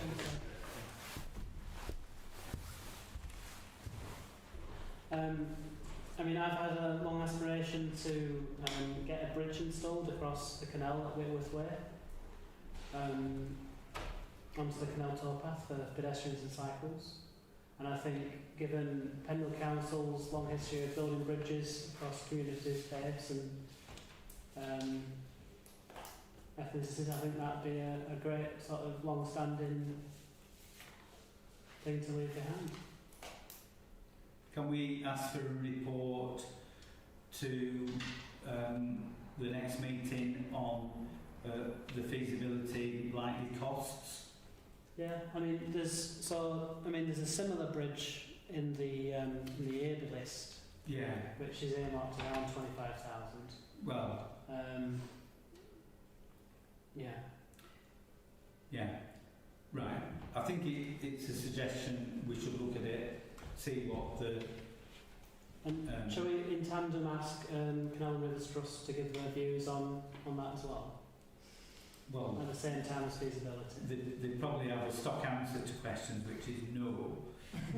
What's your question? So it might be being a bit premature. Let's arrange a Teams meeting just to run through the idea with them then. And I'm happy to lead on that.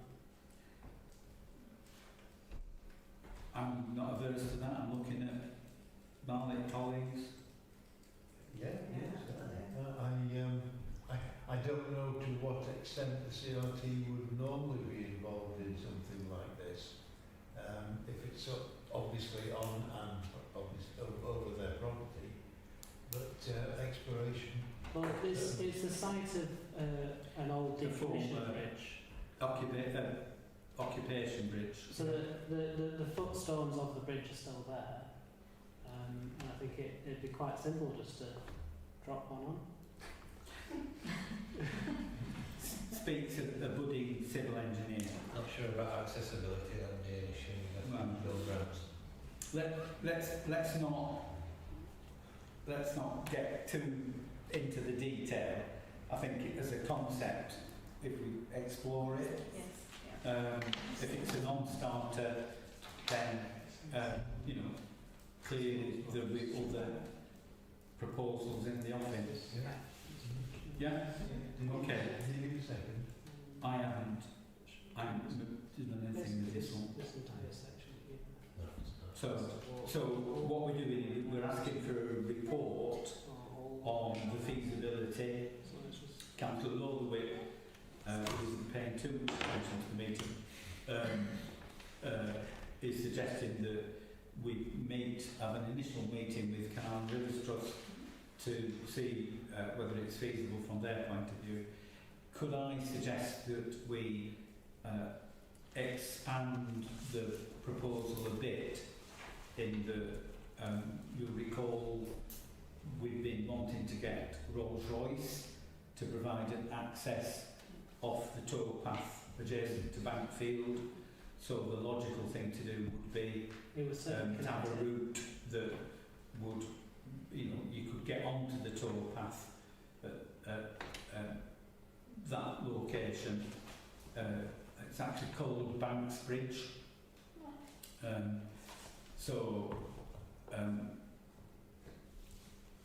If Banks Bridge could be recreated,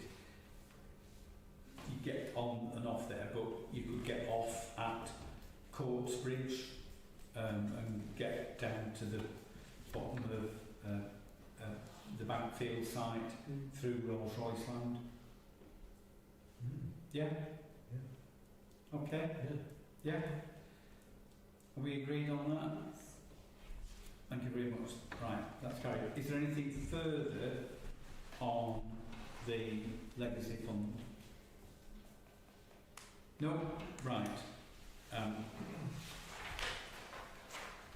Moving on, Victor Park footpath issues, and this isn't really an item for West Craven committee, in the we might have a plan application come forward in due course, but in terms of the pump track proposal, there are two potential locations at Victor Park. One of them is adjacent to the rugby pitch area. The other one, which is perhaps a more favoured area, is on the land at Greenfield next to the allotments that the Town Council has just developed. The drawback with that area is that there is a footpath goes across it diagonally and would prevent a proper layout to be created. So the Pendle Council's footpath officer has looked at the options there, suggested a route that could be used, and he's suggesting that that should be incorporated in a planning application, so that if there is a planning application, it includes the diversion of the footpath, which would be the most expeditious way of dealing with it. And that's where we're at, really. I think it's for the area committee to note that this is in the offing. Lola? Just from experience working on a big project that had a footpath going right through it, with in a previous employment, they worked on the same advice to include the footpath as part of the planning process, and it ended up the project was delayed by about 4 or 5 months because the public rights of way officer wouldn't accept the new footpath created as acceptable, and which held up the development in the main site where the original footpath went through, which had this little tuft of grass for people to walk over with fence on either side, straight through the middle of the site, even though there was a brand new footpath created. And it was because of this one officer saying no, that the footpath isn't constructed according to some weird rules that he made up himself. Yeah. As the site engineer, who had the technical drawings, that the scheme was held up quite considerably. So I'm just a cautionary tale, if you will, for that approach. I think the advantage with this potential project is that the footpath officer he's involved from the get-go. So, he's suggesting how to do it and where to do it, rather than somebody, a consultant, say, coming along and saying, oh, we'll do this, that and the other. So I'm optimistic that with a fair wind it can progress. I have better faith in Pendle Council than Kirklees Council, I'll say that. Okay. So, committee, I'm just suggesting that we note that one, which brings us on to item 11, Northern Community Centre. We have a report on the pink sheets which sets out how residents could form a cooperative to take forward the community centre being reopened as a community centre and operated, as I say, on a cooperative basis. Lola? Thank you, Chair. I mean, I've been quite active in this space recently through my own personal initiatives, And I think it is a great avenue to get the building back in use, as we say, as a community building. There's been a really good, successful innovation in using cooperatives, community benefit societies in Trawden, with the community pub, shop, library, etc. And I think that success can be replicated here in West Craven. We just need to get the right people in with the right people, really. I think, as a broader goal, I think we should be supporting cooperatives in their early development, and I wonder what officer resource we could free up to enable small groups like the North Home residents to be able to actively start this. Given that I know the hurdle to get over in terms of understanding, there are, it says on the next page that the Cooperatives UK does have good resources, and I know that there are specific, federated cooperatives that give advice as well. One of the values is solidarity, so it tends to be, if you have a cooperative doing the same thing somewhere else, they will help members develop their own projects in their own area. It's just pointing people, it's signposting in the right direction, really.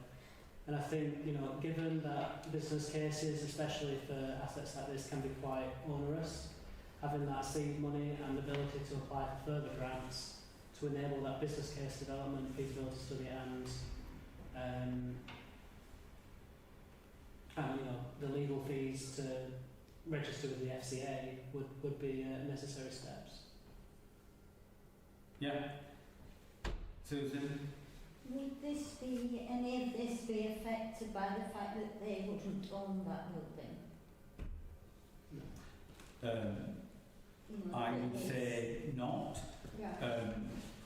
Together Housing have indicated that they would be happy to enter into a lease, which could be for a lengthy period of time. Previously, Together Housing had said that they would be willing to asset transfer the building, which they've sort of gone back on that a bit, but if there is a viable residents group established, then Together Housing could well reconsider their position, but they are in any event willing for the property to be used as a community centre. So I think, it's got a fair wind from that point of view. So I didn't want us to end up like we did with the Carnegie Trust situation with these small leases and, they can't get grants and things. Yeah. No, I don't think that would be the case, and there would be sufficient length of tenure to allow for things to be put in place. It's typically a 125-year lease. It can be typically a 125-year lease, but there's also management agreement options, which would all be drawn up in the solicitor engagement. Yeah. Okay. Any further comments on this? No, it's moved and seconded. Yeah. Can we see all those in favour, please? Thank you very much. That's carried. Right, that takes us on to item 12. Can I just check with Brian that David's got home okay? Yeah, I don't know. I kept trying to have a look actually. It's not, not wanting to. I don't know, be back or wander halfway. He's not lost track of it. Right. Yeah. I may go and bring Claire if you don't mind. That was- Back into this bit. That was my idea. Okay. Yeah, I'm too drunk. Right, we'll see whether we can rattle through item 12. I'll just give him a call out of that. Thanks. Right, so 12A, residents' request for grit bins, and this arises obviously from the snow and icy weather earlier on during the winter, and the County Council specify that requests for grit bins are made, and they will consider them during the summer months and give people a response in due course. the one which has been brought to my attention is on York Fields, where there has been a grip bin traditionally, but the council has been refusing to fill it. So that's my start of a 10 to re-establish the one on York Fields up at the top there. I'm sure other people have got other suggestions.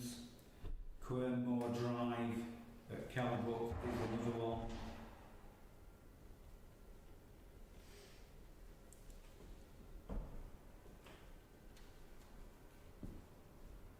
Committee members?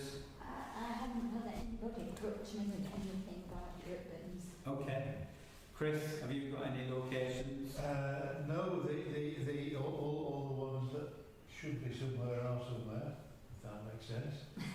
The only objections I've heard is that they... Not filling them. Yes, or that there has been some suspicion of bulk emptying or pinching, whatever. However, that's obviously nothing we can do anything about. Okay. But apart from that, the actual locations of them, no problems. Right, John, have you got any? No, I'm not aware of Okay. any mal-locale. Right. It may be that David and Brian involved some suggestion. Can I leave it open that we will submit a list to Lancashire County Council in a week or so's time, and that if there are other locations that come to mind in the meantime, we advise Joanne and she'll pop them in the request. Yeah, and I mean, if residents have got any suggestions, if they let us know, we can ensure that they're included as well. Yeah. Is it worth putting an open question out, or would that result in a few tens of thousands of... No, I mean, I don't think there'll be tens of thousands, but, you know, we better put them forward rather than not. Okay, so item 12B then, water supply problems in Earby. This is a perennial problem of a lack of flow or pressure up Stoneyback Road, on Wentcliffe Drive, and the general issue is that people often find that there isn't enough water coming out of the taps to you know, showers and things like that. So my suggestion would be that we... You got one more, right? It's gone straight to bed, it's gone off, hasn't it? Right. My suggestion would be that we ask Yorkshire Water to investigate what the problems are, and that we ask for a report back when we get a substantive response from them. Yes. Yeah? Good. We agreed on that one? Yes. Yeah? The next one is a very specific problem where on Shuttleworth Street there is something called a joint supply pipe. This is where the original builders didn't put a water main in, but put a pipe that supplies several properties.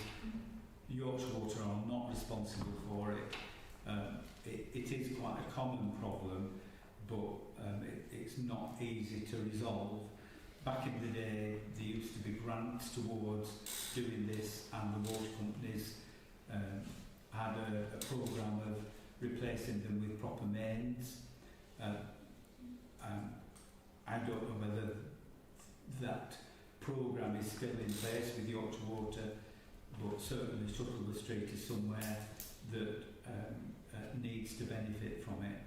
So I think the course of action would be to specifically ask Yorkshire Water if they have a programme of joint supply pipe replacements, and secondly, for them to consider Shuttleworth Street in Earby, and then the third bit of the resolution would be in terms of what support Pendle Council can give in terms of whether the environmental health team can put any oomph behind the request for them to for the Yorkshire Water to deal with this adequately. Yeah, Susan? Yes, Yeah. I'm ready. So, moved and seconded. Any further comments? All in favour? Yeah? Yeah. Item D, storing of material at Sackville Street, Barnsley, Bryony. The one that you were dealing with at the gable end of Sackville Street. Yes, indeed.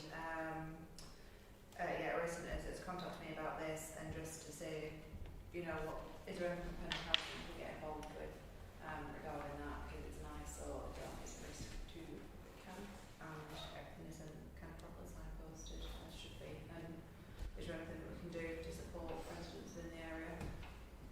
Okay, so you're suggesting that we ask both Mr Walker and Mr Watson as well, but David's going to come in. Can I bring Chris in first? Yes, In terms of that eyesore at the end of Sackville Street, behind Cavendish Street. Do you support what Brian is saying? Yes, yes. Very good. David, do you want to report on what the position is? Yeah, thank you very much. Obviously, yeah, we're aware of the problem. It has been reported to us. We are at an officer's visit. The land is classed as a highway. It is in part ownership of one of the properties, and it's registered on the opposite side according to the records that we've checked.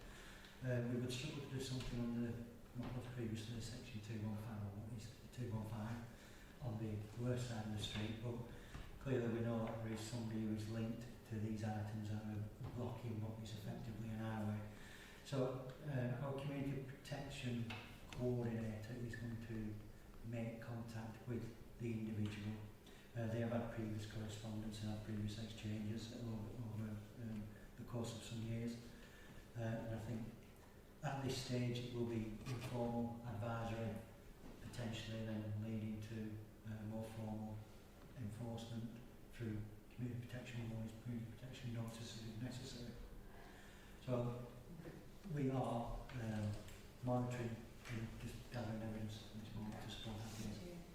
Okay, so the proposal from Brian and Chris is that we ask our officers to take appropriate action. I think David's outlined the work currently in hand, and I think if we ask for a report back to future meetings, so we have it as an issue on the agenda for each meeting, and we can chase that up. Yeah? Good. Amy Wencliffe Beck Flood Alleviation Scheme, we had a substantive report to a previous meeting, and I was anticipating that there would be an update to that for this meeting, based on the time scale. Can I suggest that we do ask that substantive report to come to the next meeting? Yeah. So we've got the feasibility study underway. There's £400,000 in a budget in order to do work. What we want to know is that £400,000 a starter for 10 and we try and get another 2 million, or do we work with the 400,000 that we've got in order to put things in place? Yeah.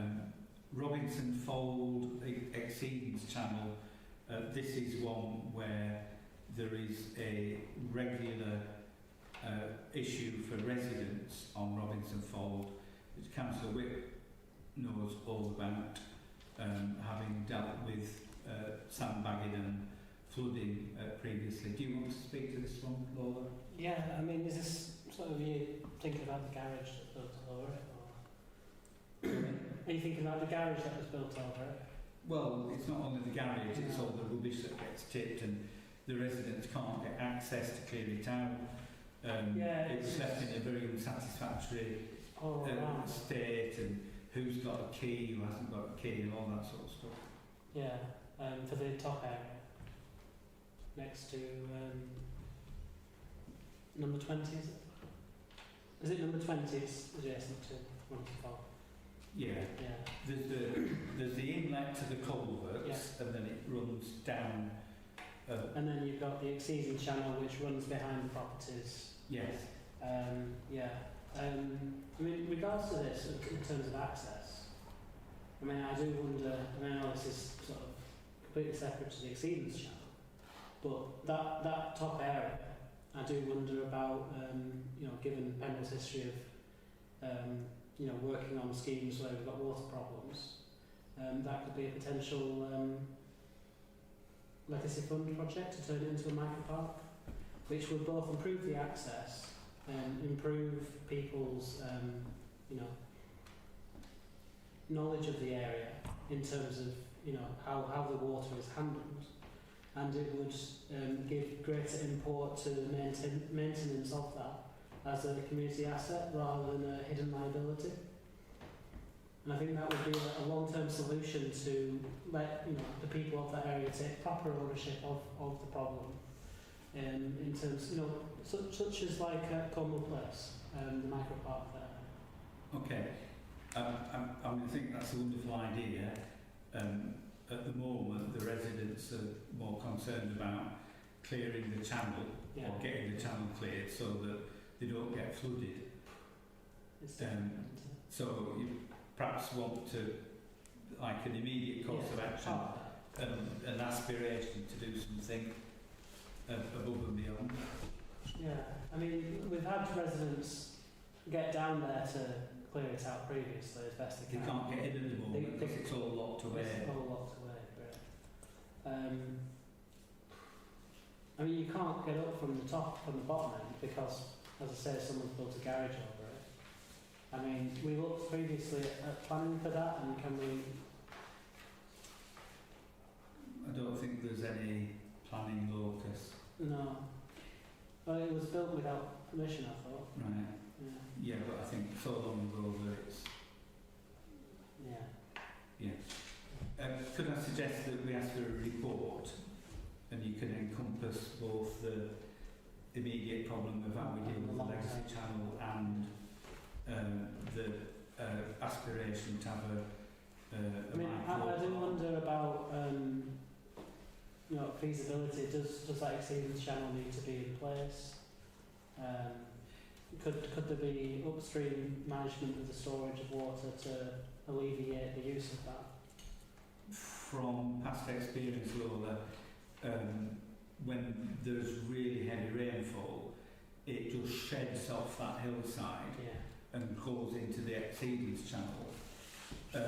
If the exceedance channel doesn't take it away, I'm not talking about the water coming from the culvert entrances, I'm talking about the water coming down the hillside. If it didn't go into the exceedance channel and get taken away, it's going into people's houses. We should deal with the water upstream.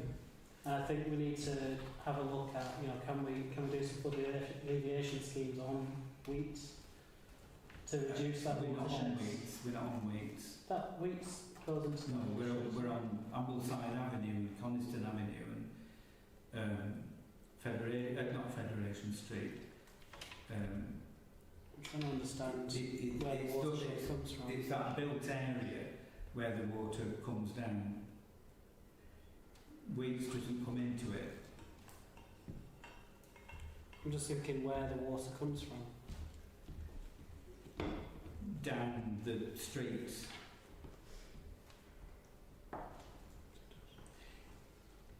Yeah, but the watershed comes from the hills above, doesn't it? Lola, can we just agree to have a report? We can examine all these issues properly. Yeah? initially I was just getting a report from Scott Morley, just on this. On that, When it comes back. but if we list the possibility of a micro park for the culvert entrances, I'm sure there's other funding sources Yeah. available for that. right, let's not go into any further detail. Just ask for a report, box off the exceedance channel micro park possibility. Yeah? Yeah. Yeah? Okay. Next one, street light at Lowmore Lane, back James Street. Previously, committee got an assurance that a new lighting column would be erected.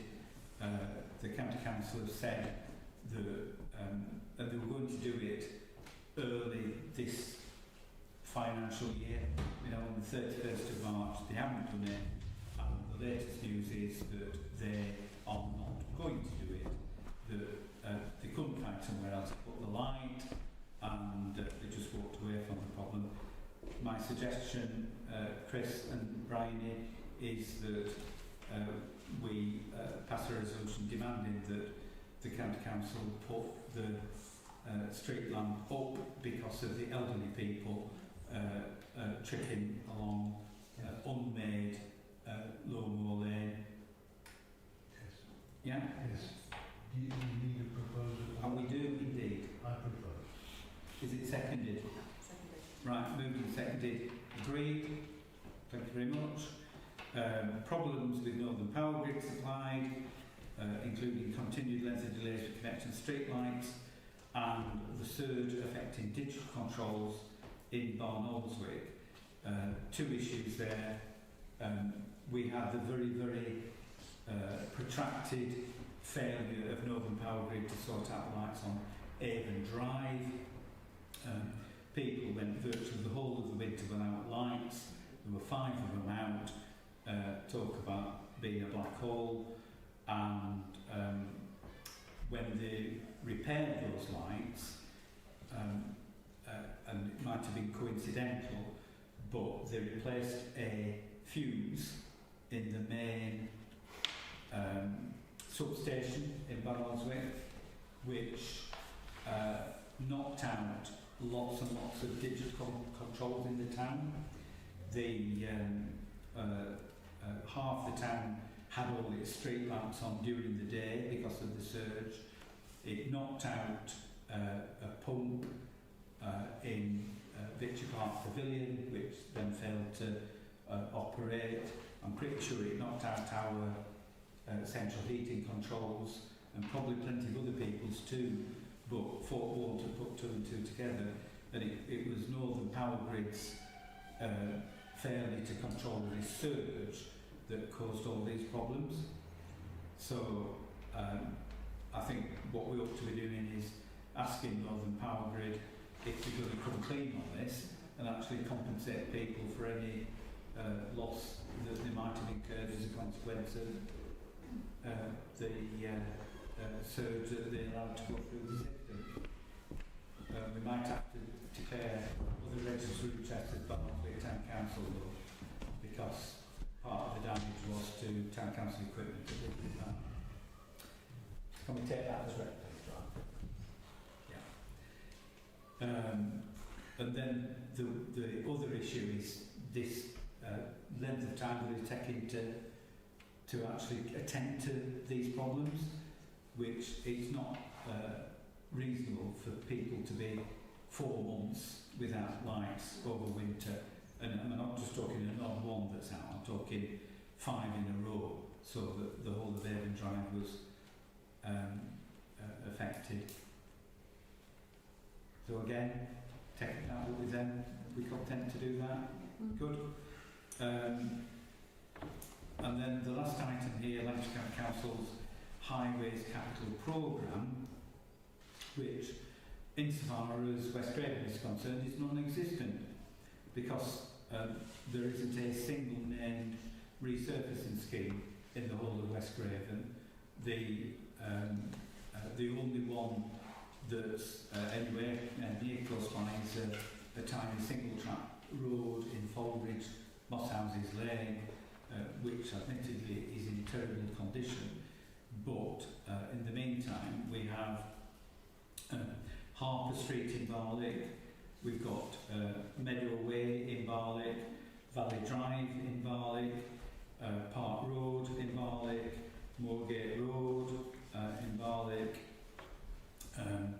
Arthur Street at Suff, George Street in Earby,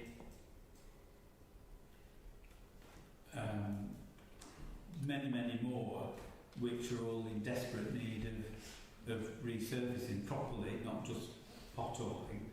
And it's a disgrace that the County Council are passing over the whole of these routes and roads and streets and ignoring the people in West Craven who are paying the council tax like everybody else and ought to be getting as much service as other parts of the county.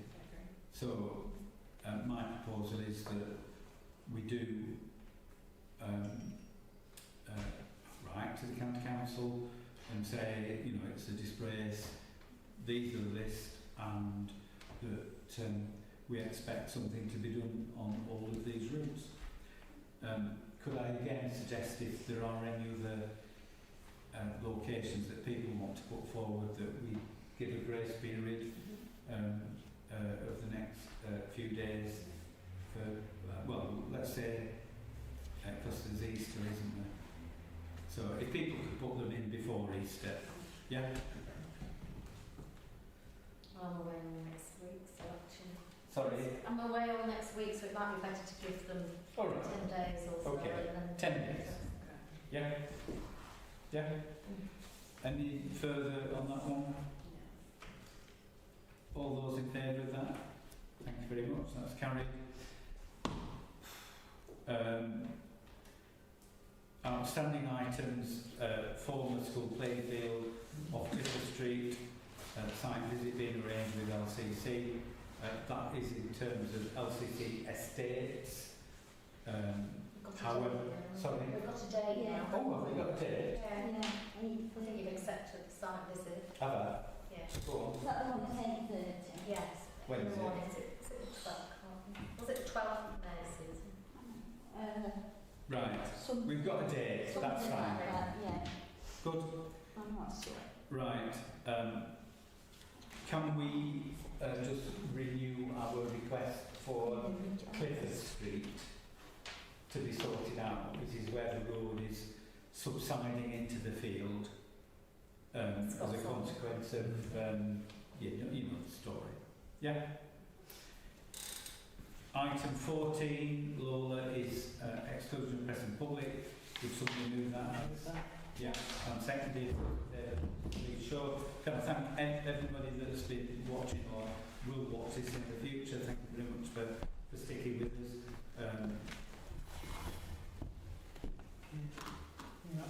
Would turn you